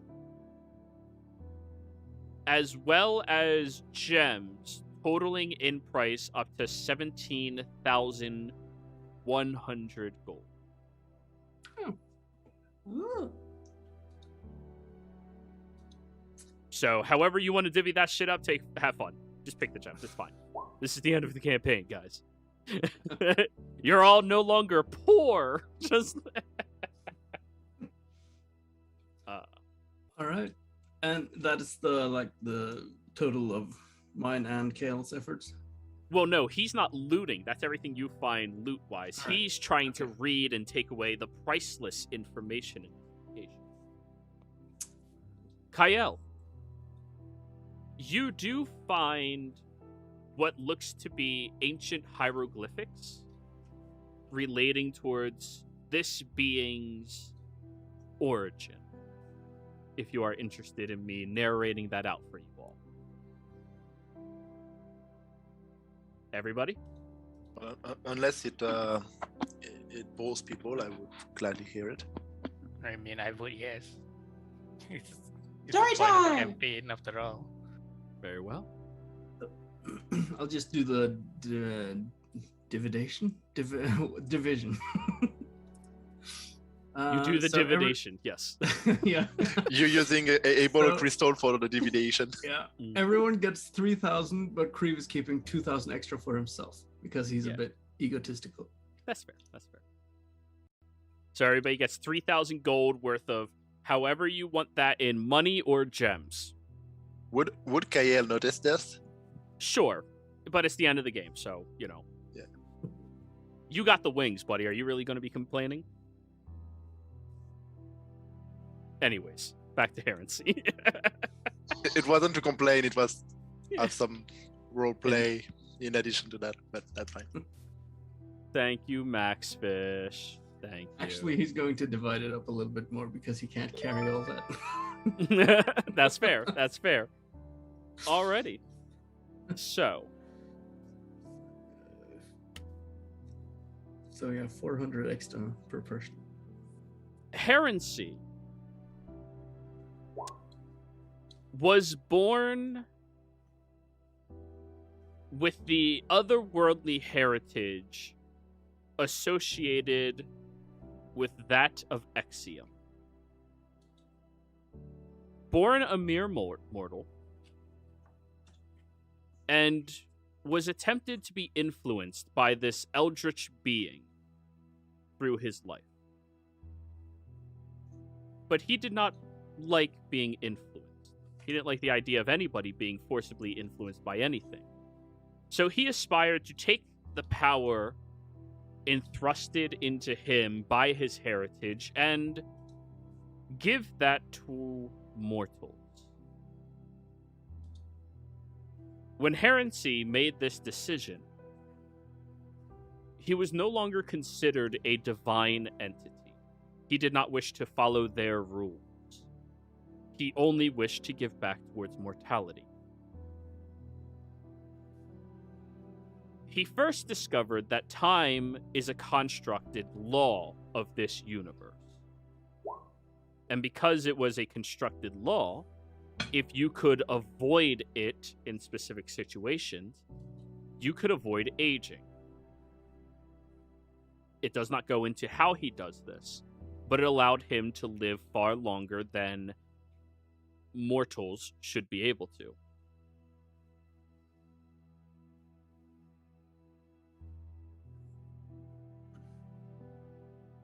After that, he began doing the research into how divine magic influenced everything.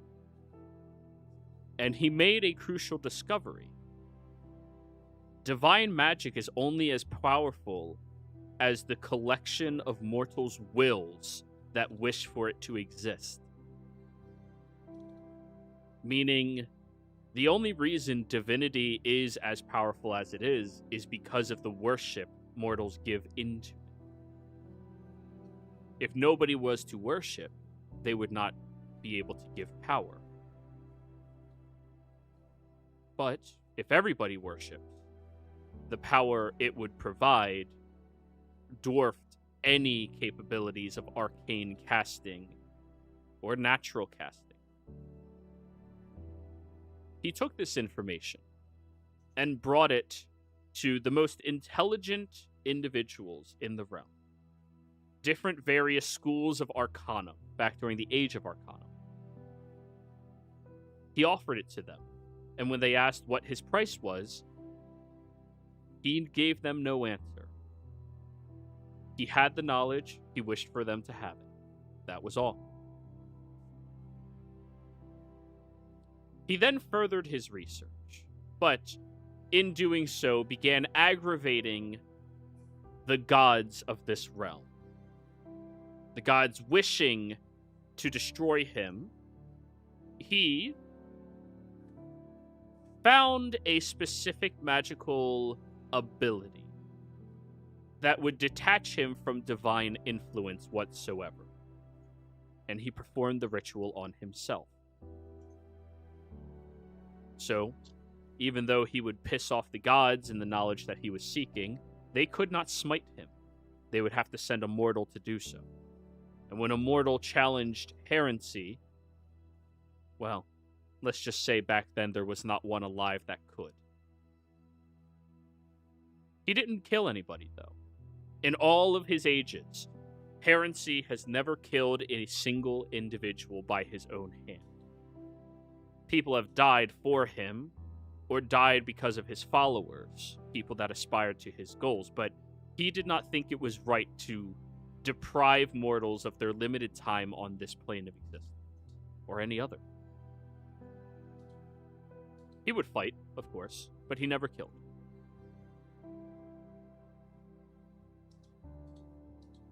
When he offered his knowledge to far travelers that came to Exandria, he did so freely as he always does, but he sensed there was something off about these travelers. He sensed that they may have had ulterior motives, and he always believed that you never interfered with what other people were aspiring to, so long as they were not trying to actively harm others. So, he gave them all of his knowledge. About 100 years into the Age of Arcana, he was approached by these same individuals who appeared human to him. And there's etched drawings of one of them. He found out that this individual had taken the knowledge offered and was utilizing it to achieve his own version of immortality. And he was successful. Heresy congratulated him, but then also warned him that immortality is not always a blessing. You will grow bored, you will grow insignificant, tired, if you don't aspire to something. And that is when he found out this individual did have an aspiration. The aspiration to overthrow the gods. Now, heresy knew the secret behind divinity, but he had no ill will towards the gods. He understood why they did what they were doing, and he understood that they were careful in trusting mortals for some reason. I mean, not everybody's trustworthy, right? But he still didn't wish any harm to befall them. He interrupted this person and said, "That is unacceptable. You should never aspire to taking out the origins of our nature. They made us, and we should be thankful for that. Does not mean we have to be beholden to them, but we should at least be thankful. And if you truly wish to destroy them, then do it the only fair way that is. Let mortals decide if they are worth having. If the mortals don't worship the god does not have power. It's as simple as that." The other individual fought against him. And as you could have guessed it, this individual would be revealed as Dravdar later on. He said in his world, they had already lost the fight to divinity. But here, if Dravdar could only have access to heresy's power, he would be capable of overthrowing this pantheon and many others as well. So they had to battle. And as they went into their fight, Heresy was victorious. Draftar was a threat, but Heresy is the most powerful mortal to have ever lived. But he does have one fatal flaw. No matter what, he does not wish to take life. So, he spared Dravdar's life, banishing him back to his realm and manipulating a new type of magic that he realized was a law called tethers, attaching him to that far-away world, referred to as Zodiac, saying, if you wish to come here and change how we do things, you have to make it through your own world first. And over there, you have powerful enough people to stop you at every turn. After the fight, though, he was weakened, and did not notice that Dravdar had weakened his barrier of protection from divinity. And thus the betrayer gods initiated the calamity. In fighting him, slaying him, and although they were incapable of killing him, they ripped apart his essence, his being, and scattered it to different places where nobody could discover, realizing that if a different mortal had his capabilities, the gods were in danger. Of course, the other half of the Pantheon never wished for this to happen. They didn't want him to die. He was a servant to mortals like gods are supposed to be. And thus the battle began for the calamity. This shrine was made by the mortals that were closest to him and was influenced by one deity, an individual referred to as the Knowing Mistress, who decided she would ensure that none of the divine entities could find this or take it. So this power will always be in the grasps of mortals if they need it. And that is the story of Heresy, the one true king. If you don't call that a law drop.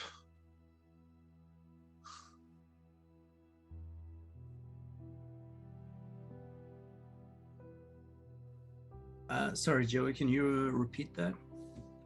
No. I cannot. Just messing. I know. All right, so Watch the there will VOD. be written interrogation next week. Everybody.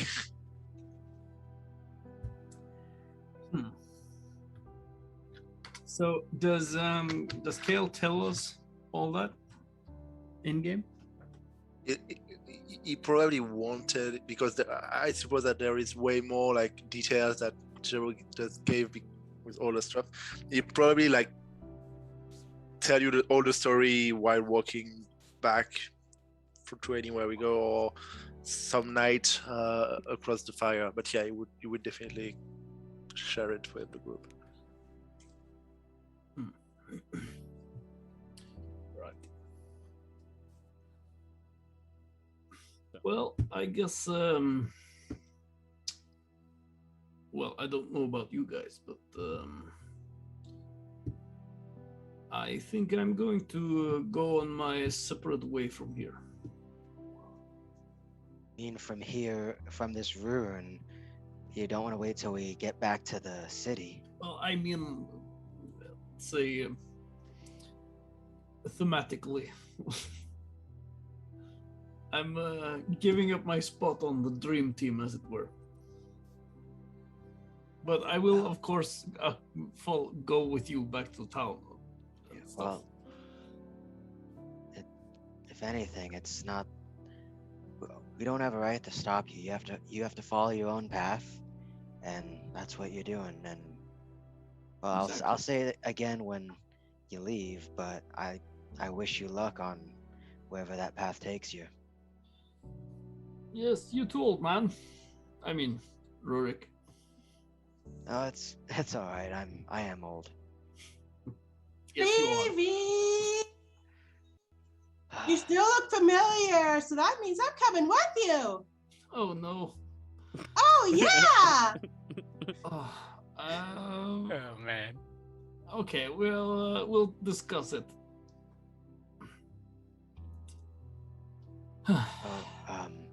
Oh, by the way, I brought Buster back after taking the bones up because he kept going after the thigh bone, and well, I just give Ko some time to deal with his brother's death, however he needs.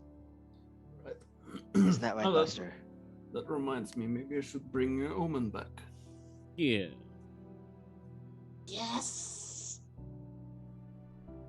So, all of you leave this area the exact way you all came in. Now that you know the password and you know the traps, it's, with your newfound abilities, a lot easier. You all exit out into the same open, sandy location in Encanter's Rest, where you see Ko leaning up against the wall, restful. Hey, everyone. What's up? That's your brother, at least. Points toward the skeleton. Oh, you Just killed a him. bag of bones. Nice. These were his bones. Remember the? Yeah. Those Yeah. are his bones. Huh. Yeah, you wanted him bone. He got bone, so. Well, it didn't seem right to leave them in there. He, given what you said, he was a very bad person, The worst. very unrepentant of any of his actions, but he was also your brother, and so you should have the right to bury him, to perform the funeral rites that you need to, however you feel is correct. Thank you. He takes the bag of bones and then looks past Rorik. Is he gonna make me feel bad if I don't bury him ceremoniously? It's an old man thing. Don't worry about it. If you don't want, I could take the skull just for decorative purposes if you want. What, you gonna make it a wine cup? This individual. Well, maybe. I hadn't To considered be or that. not to be? That is the question or the answer. Or maybe it's just the friends we made along the way. So, Carnage was a piece of shit growing up. I'm not going to lie about it. He sucked. But later in life, he became something not like my brother.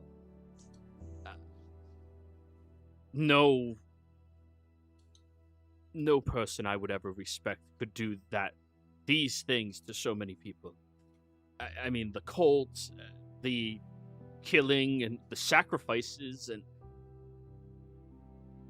if you feel he needs a funeral, then I'll do it to all of you as a favor, but I really think this guy deserves to be forgotten to any type of history. Fair enough. Well, Yes, Ilya?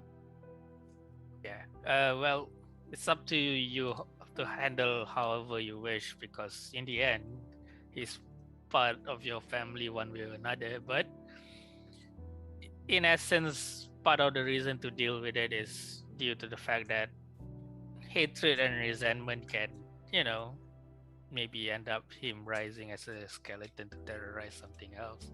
So you can deal with it however you wish. Right. Then, yeah, if you want his skull, feel free. Rorik, unless you're stopping him and telling him he has to bury that guy. No, it's the reason we gave it to him is because he was his family. If he wants to give the skull away, that's his choice. He just wanted to give Ko the opportunity to handle his brother's passing however he needed. Right. Here you go. You can have this head. He looks at Buster and pulls out the femur. Do you want a bone? And just tosses it, and Buster takes off after it. Oh boy, do I? It's smoky. Do I run after Buster? Oh no. That's unfair. That is not fair. But anyways, the rest of it, he'll just he'll toss into the infinite fires in this area, the 4 pillars, and just let them become cremated. Our business here is done, and by the way, I did ask this in the chat. What happened to the one miscellaneous guy that wanted revenge or whatever and came with us, kinda? Did he die, or did he just Oh disappear? yeah, the orc fellow who was. Oh yeah, that idiot that stabbed his own toe with his own dagger. Yeah, that guy. Yeah. He went after Carnage, and Carnage killed him. Oh, Easy that's enough. unfortunate. Yeah. Oh, I mean- I get the feeling he ended up stabbing himself with his own dagger, but I have you now. Oh no. Damn Betrayed it! by The my own other weakness. way. The other way. point towards enemy. Anyways, I don't believe we have any more business here. We've taken care of what we needed to. We've stopped some evil from happening. Let's say we head back to the city and have a nice warm meal. I guess indeed there's still the obnoxious weather patterns to traverse through before we can get back. At your Oh, guys' current level of 10, it is not that difficult for you all to traverse back there. Oh, we're Takes you level a 10 few now? days. Yeah. I mean, it's still a pain in the ass, but Yeah. It takes you a few days, but it's not anything that hard. We'll fast forward, and all of you make it back over to Rah. That was his name, right? New Hexen. New New Haxon. Haxon, and we had rooms at the where's that note? The barricade, and that was paid by Ravi.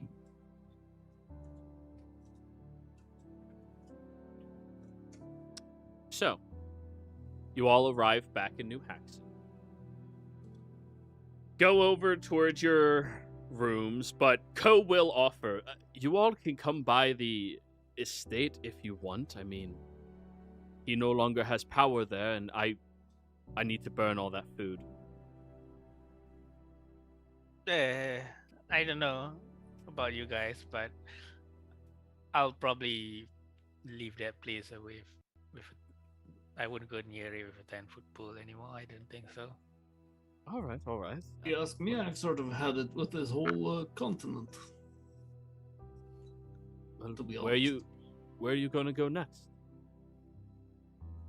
Well, some other continent, I suppose, maybe, or at least further away from this.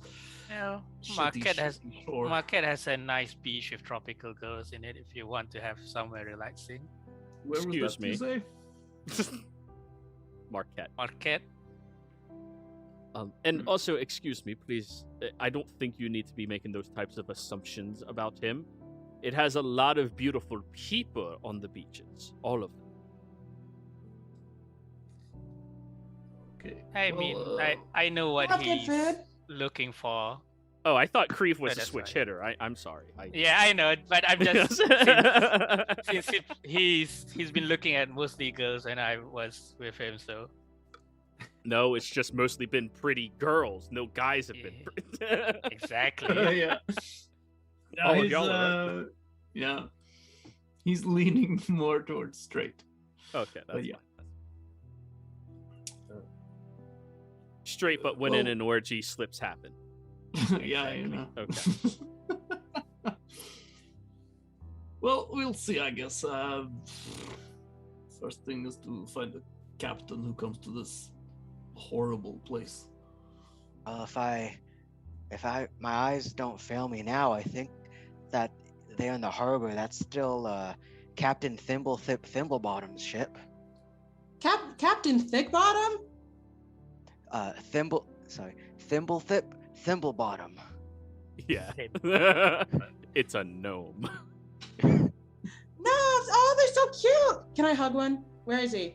Yes, I suggest you go over and hug him very much. Out of Where is he? instinct, Enjoy he it. pulls out a weapon in your general direction. None of you are allowed to touch me, or I will slit your throat in your sleeps. But yeah, we're heading to Wow. Marquette. You want to jump on? So what is this Marquette? Oh, it's a beautiful place. Free commerce, mostly made out of bazaars.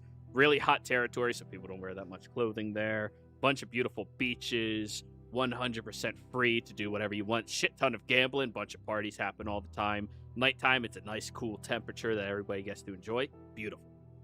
Well, sounds Good place for tempting. making Sounds like a money. grand old when I time. was Let's there. go, Creve. It's also far away from any wars or conflict, right? Well, that sounds a bit boring, but Well, other than the dragons and shit. the dragons. Oh, that sounds a bit too not boring. Oh, jeez. And he just starts, like, setting up the ship to leave. I have something right in the middle. I have a question too. The route to Marquette that you're going along, would you happen to be stopping by the Menagerie Coast along the way? Yeah, I'm trying to remember like the map. What was You that? guys- Menage a trois. Nope. Ghost? Yeah, here's the map. So y'all are Yeah. currently here. Yeah, no, they could literally just go east and get to Marquette really easily. Well, you're assuming that this world is not flat. Yeah, you fall off the world. You all know what's out there. No, they actually do have to go this way to get there. Oh, okay. Like, in all seriousness, they do. He goes, I mean, we were looking to pick up supplies someplace. Yeah, I think we could stop by in the Menagerie Coast for that. Why? Where are you going? Well, I'm going somewhere familiar, and see if I can help change some things for the better. I feel like I haven't necessarily ran away from it, but it's something that I could have dealt with, but didn't. And now I want to correct that. It's only 100 feet away. Fuck off. Yeah, no problem. I mean, sounds good. given- We can swing by there. Just, y'all got to pay me to be on the boat. Oh, that's fine. Given the route too, we can stop for supplies at Zorzith Kittrell, and we can say hi to Ravi. Sure. We Or- can get It's not like discounts we're there in a easily as hurry or well. anything. I don't know. Are you? No, I was just trying to be a smart ass, but yeah, actually we're not. I I'm know, going I'm on just trying to vacation poke after you. this trip, so long as you are paying me by mile, I'll go. Oh, Good. If you want a recommendation to a casino in Marquette, I'll be happy to get you a discount. hell yeah. All right, so Kyle, seems like everybody else is getting on the boat. Are you? Yeah, but I'll drop at ZODIAC Trail. Very well. Then But the 5 of you get onto Captain Thibblethip's boat and begin sailing. Numerous days of peaceful voyaging, though there was one conflict with a few of these fur-furred creatures that, well, at your guys' current capabilities, we'll ignore it happened. You drop off at Zarzith Kittrell. Kyle, this is your stop. I guess this is it then. Yeah, I'm gonna stay in Zohar for a while. Oh, that's Gotta finish what I've started. it's understandable, and honestly, you where I'm gonna go, you wouldn't be quite. You'd be as welcome as I am. I would be in what's that city called? Sorry, Rosanna? Yeah. Yeah. Regardless, it was an honor to know you, Cal. I hope you're the best in the future, and I'm glad we managed to fix that arm of yours. Yeah, you deserve a break after losing half of your body weight in blood. I mean, that looked kind of weird. Well, that's been a hell of a run, huh? Wasn't it, Rurik? By the way, Jero, has since it's been like so long and stuff on the ship ride, has Kale managed to gain some like feeling back in that arm? Like we've been doing like maybe what's it called, therapy or physical therapy?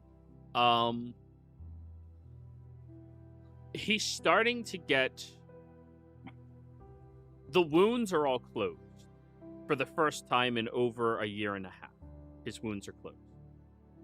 But he needs Ainz to start the regenerative property. There's that very special spell called Regenerate. Yeah.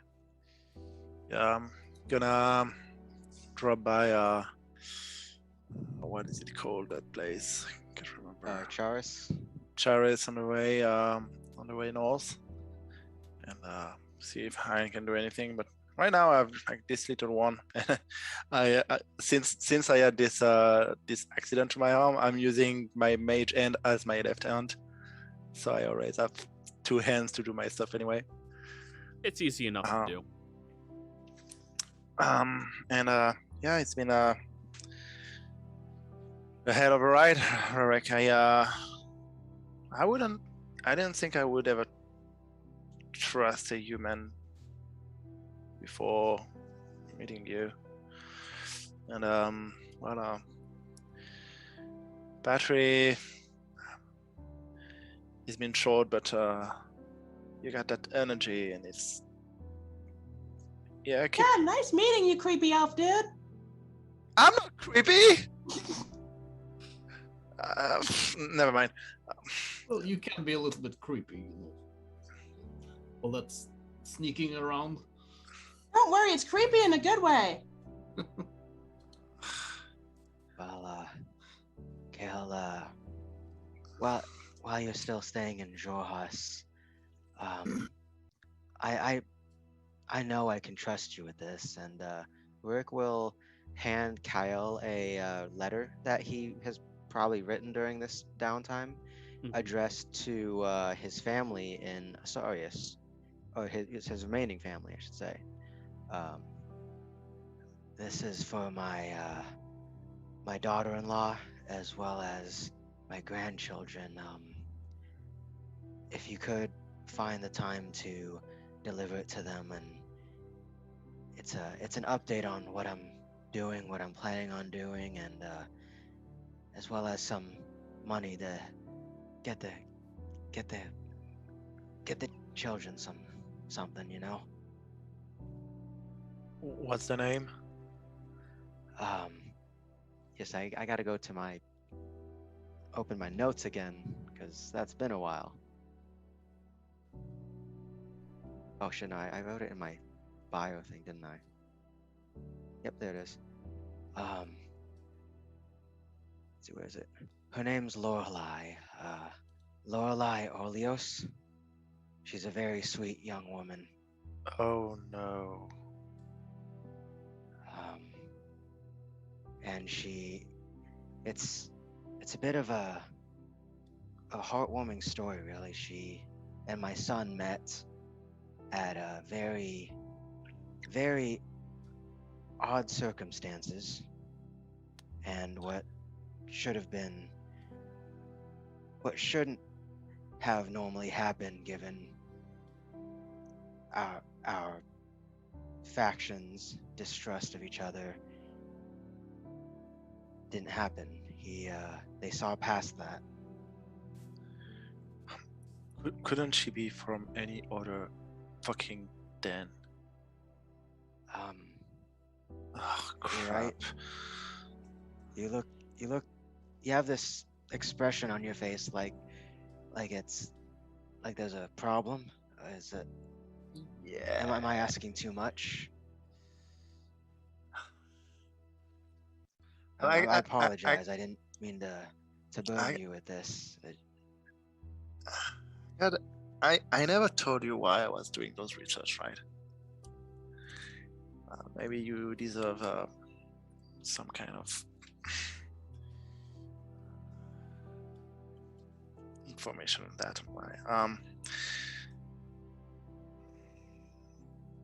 How can I say it without breaking all my country secret? So, if I had to, sorry, I'm sorry, Kale. If I had to guess anything, does this have to do with maybe Zethris, which is the head of House Den Olios? no.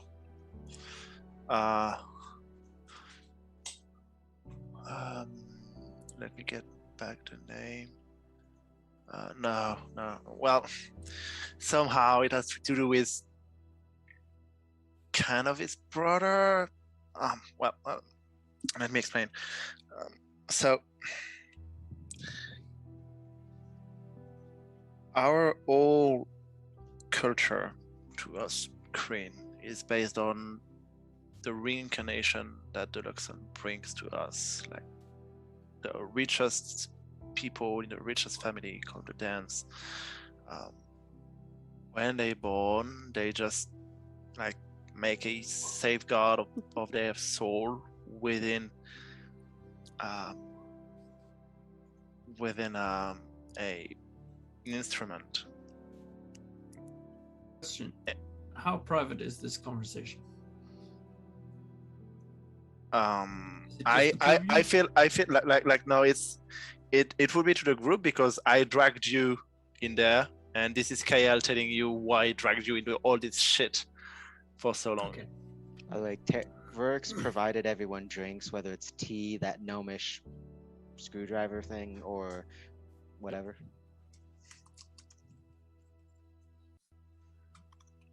So like there is this process where I forgive you the details, but then when you die, if you are in some location close enough to some of those artifacts, you will be reincarnated into a young soul that was born approximately at the same time, or like after you die. So like there is a buffer, and then the souls are just like picked up, and this can happen to anyone. Like any newborn can get another older person's soul into its body and live with it. And around the teenage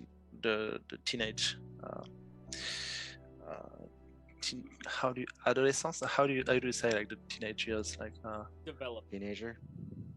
Yeah, but like the period Developing years. Adolescent the years. adolescent year, yeah. So around like the adolescent years, the older soul takes away who you are, what you are, and basically you are tracked down by the den where your old soul belong, and you just turned into this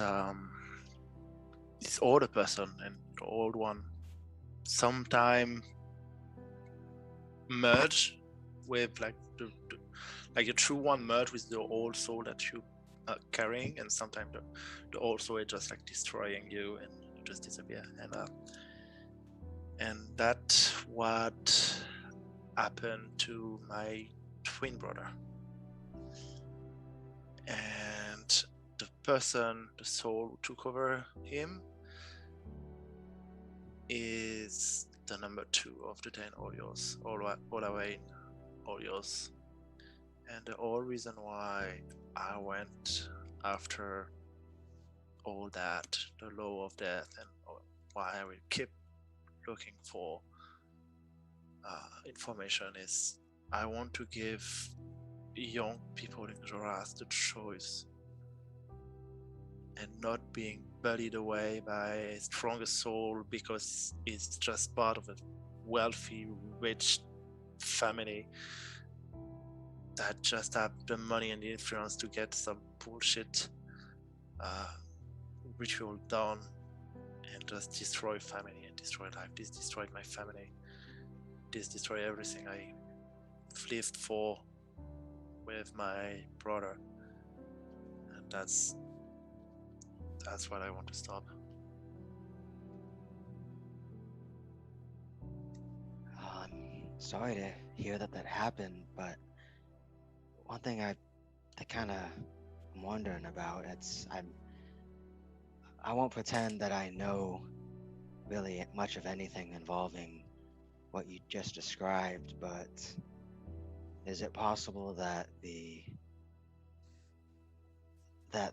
souls, or however you said, that's not so much replaced as it is combined? It's still your twin brother, right? It's just he's also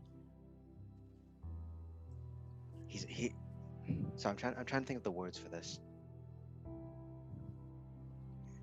He's still your brother, but he's also this person from before. As I explained, sometimes this is how it happens, and sometimes when the other person is a big asshole with a huge personality and strong power, you just take completely over and just grab the body of as his own, and that's what happened.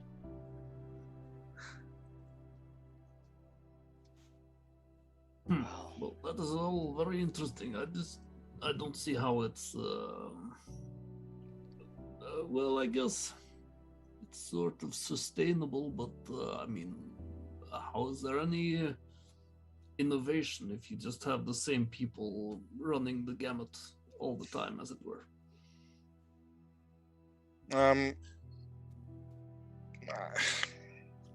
This is where like it's not the same people all the time, and only the wealthiest family and the powerful one that just get reincarnated in other people. Like it's 1 over 10,000 maybe. But I like, then, this is getting a bit too much into my people's secrets. If that's the case, Kale, then I hate to ask the second thing of you, but can you check on my grandchildren? I know for a fact that Lorelei wouldn't take away the choice from her children. She's a brilliant mother. I'll try to sneak in and avoid meeting my twin bro. Tell them if they do see you, if you are sneaking in and you get caught, tell them that I sent you. Oh yeah. That this old wolf, you're one of his friends. Yeah, that Twitter arranged thing that say that I'm sent by a old Empire soldier. Yeah, definitely. Yeah. I yeah. Anyway, if anything, I might just send Snook. He is very good at delivering letters. Anyway, as much as I like Snook, I don't think he'd be a great influence on my grandchildren. Yeah, that was a joke, Rick.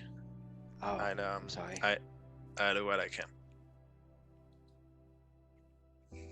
Well, here, and also it's take this for any of your travel expenses, and Rourke will probably give him like 400 gold pieces for traveling, as well as anything else you might need for it. And thank you, Kale. I am glad to have met you. Likewise. So, Alcidia, I'm sad I couldn't get to know you more. And Crave, forgive me for the pranks. It was good spirit, and I thought you would like it. It's all good, man. It's just don't worry about it. I will get you back someday. Maybe you won't even know about it. Creve, you see the succubus far behind him, just currently still evaluating him. I give like a knowing smile, just in no particular direction, and just. Just for the sake of humor too, Rurik's gonna kind of lean in. Kale, also, I know that you are older than me as an elf, but I know you're still young in your lifespan. I noticed there's a pretty lady in the crowd eyeing you. I think she looked like she wanted some fun, and you deserve to have a good time. Oh, no. Oh, who? She's not there anymore. Huh. Right, well, anyway, there are two pretty ladies here. Well, regardless, Kale, enjoy. Find those moments in your life to enjoy, and try not to live with any regrets.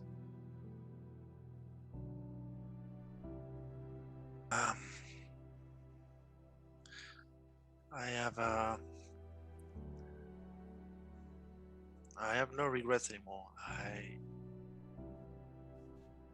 They left me with Dravdar.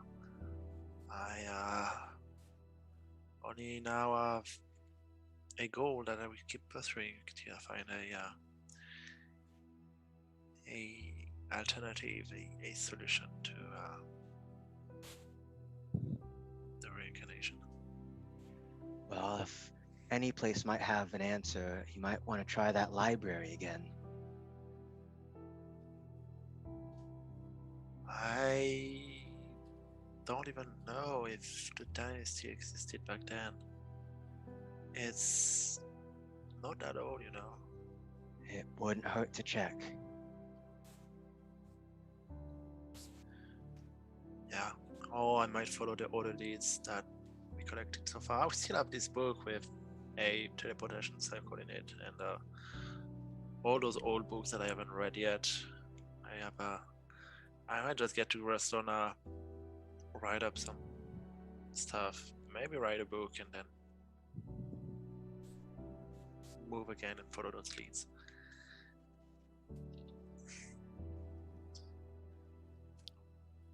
My dad could help me a lot with what we already found. I'm a very poor archaeologist in comparison to him.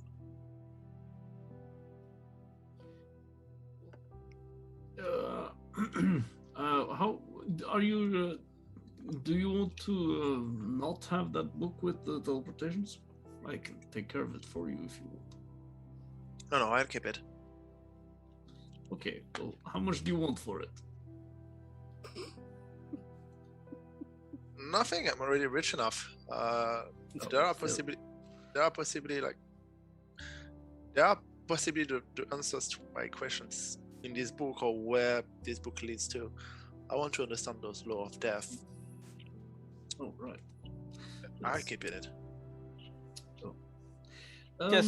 Just don't try to poke too deep. The law of death is quite sensitive. One thing about that, but like I was about to say, it's been good traveling with you too, Kale, and I hope everything works out for you, and that you have some interesting developments. And I hope you find all the ladies you've ever wanted. Did you say older ladies? All the ladies. Yes. Okay, that's good enough. I mean, sure, older ladies have some extra experience. That's If you stop by Barosona, I might know a brother or two. I've heard about Nicodranas. There's this what's called Ruby of the Sea. Apparently, she's the best lay ever. So So, might be cool there. Check out. And Kriv has achieved his lifelong goal. To have enough Yep. gold to afford to see the Ruby of the Sea. Is she a Dreams lay of though? many. And I'm just gonna be there to cock block him every second of the way. Hey, this is professional business, okay? Wait, you gotta remember this too. She's not. Yes, she's the best lay ever, but she's also the other like kind of like emotional, therapeutic kind of courtesan. She I can think. be. Yeah. can be. I don't think she's even lay, or at least like critical role. No, she's 100% a prostitute for hire, but she chooses her clients, and she has an exuberant funds. Yeah, that's 100% what she does. But I most thought- people who yeah. see prostitutes don't actually fuck them. I shouldn't say most people. There's a sizable number of people who seek out prostitutes without actually trying to sleep with them. They end up just talking. It's very common in the sex industry. Yeah, like courtesans and geishas in the old days. Yeah. Most people just like going, "Haha, I did it." They just And, go. Well, in chill actuality, out. you cried your eyes out, being like, "I was so unhappy," Yeah. and just That's Sometimes they just experience sit there. there and play chess with each other and whatnot. That's all. But anyways, Most expensive chess game ever. yeah. I mean, yeah. Yeah, But the, anyway, the 4 arts is needed. you all say your goodbyes to Kyle, letting him Bye. walk off into the sunset. Fly Now- off into the sunset. Ah, yes. Show Flex off. on these basic bitches. Elders Blast. I should have immovable object his clothes he couldn't fly, damn it. I just imagine too is like as he's flying off, Rourke's like, "Oh, I hope none of the people here mistake him for a giant bird." And then like soon after, like there's a bunch of arrows going after Kyle because that We're under attack. shit happens. Just I knew the dire raven would return. But anyways, you all get back on the vessel where Thimblethip is waiting very impatiently, but doesn't say anything because you guys are paying him way too much money. And he will track you all back to Nicodranus Neck. You all spend, let's say, a couple of nights here before Rorik takes his leave, heading Yeah, back I'll to be- the Empire.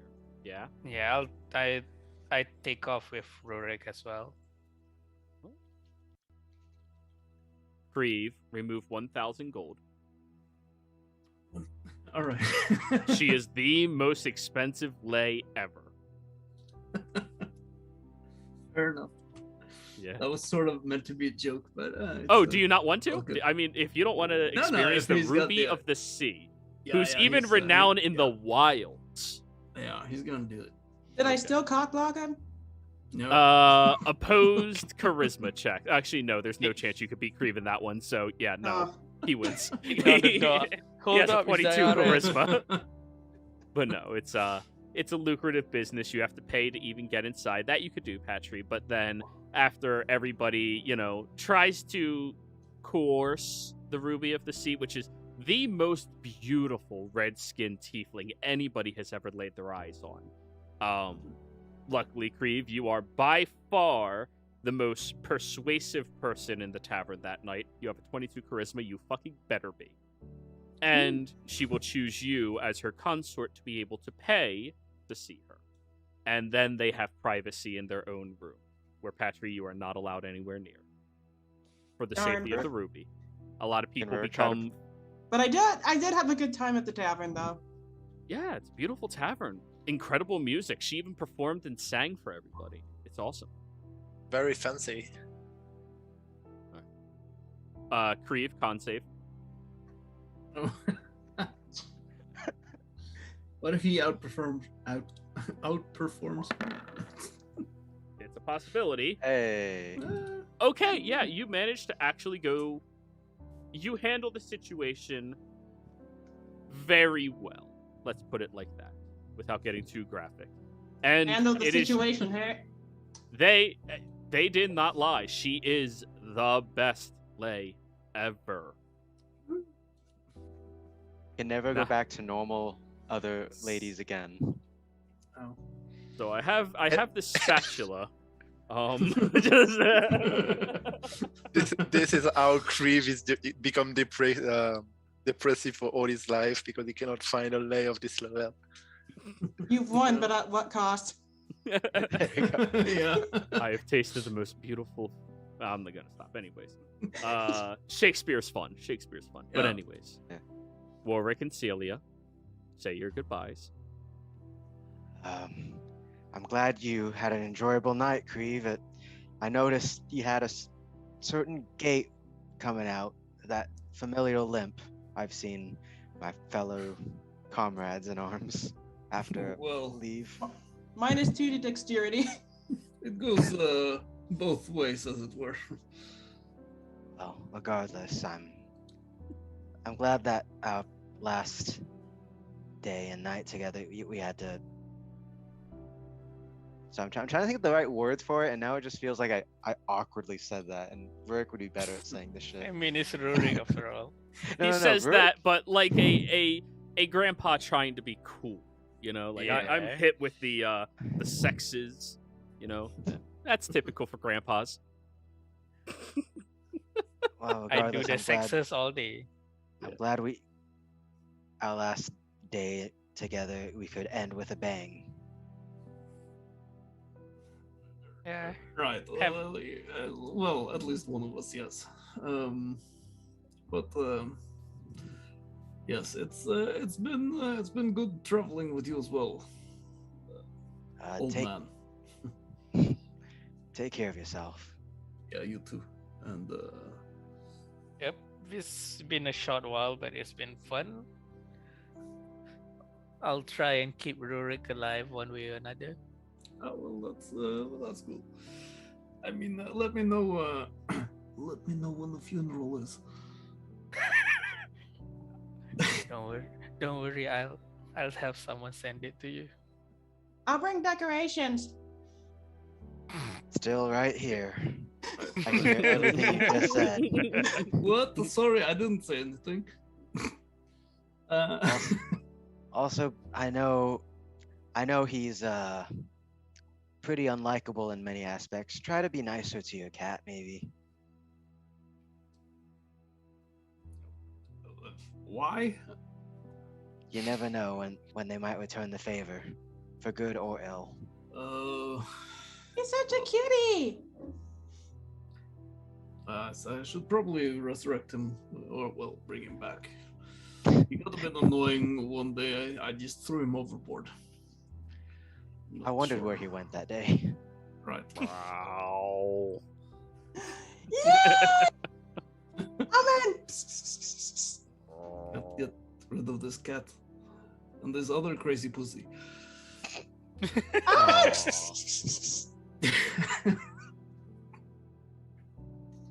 Right. Well, like I said, take care, Rurik, and you too, Celia.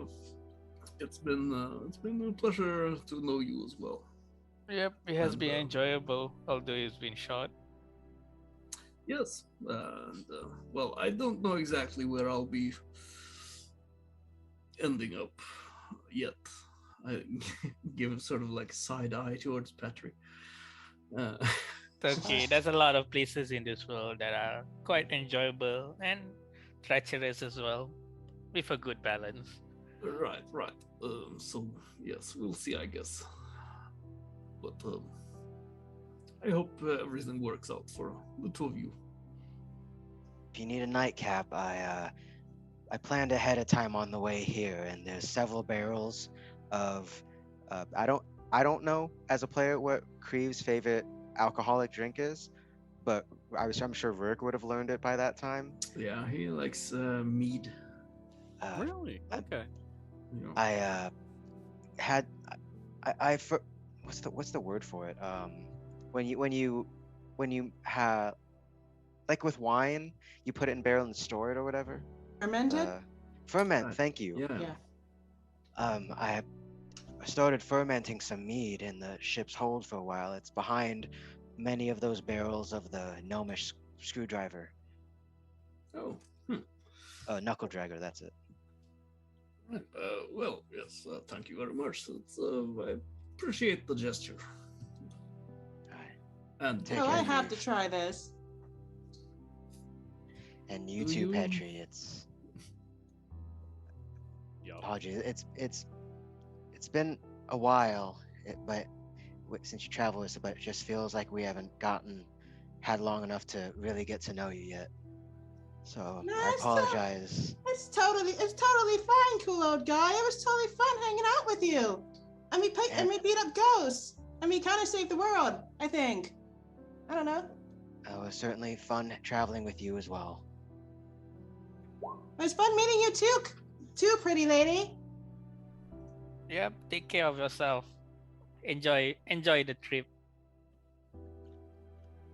yes, and maybe we'll see each other again when we have to summon this Captain Planet. I mean, what's it called? Heresy. Megazord, thank you.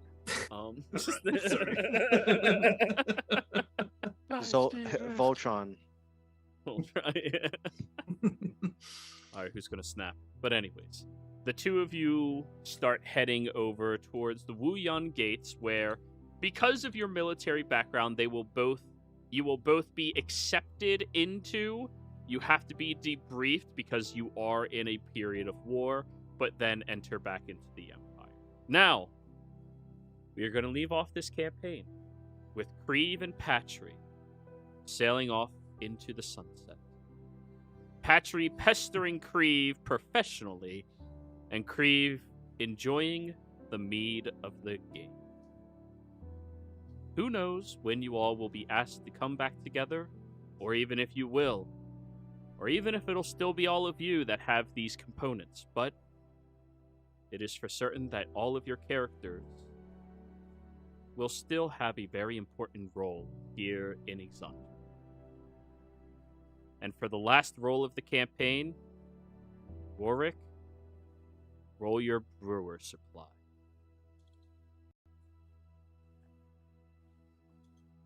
Congratulations, Do I get everyone has advantage diarrhea. because I had so much time? No, Damn. let's just see Okay. how it is. Eh, Creve, your last thought before we pan away. Not bad. Players, thank you all very much for That tasted playing. better. Viewers, thank you all very much for watching. Hope you all had a fantastic time. Don't forget to like, comment, subscribe. And if you are interested in joining the next campaign, we need 2 more players before we can start. But thank you all so much, and we will see you next time. Goodbye.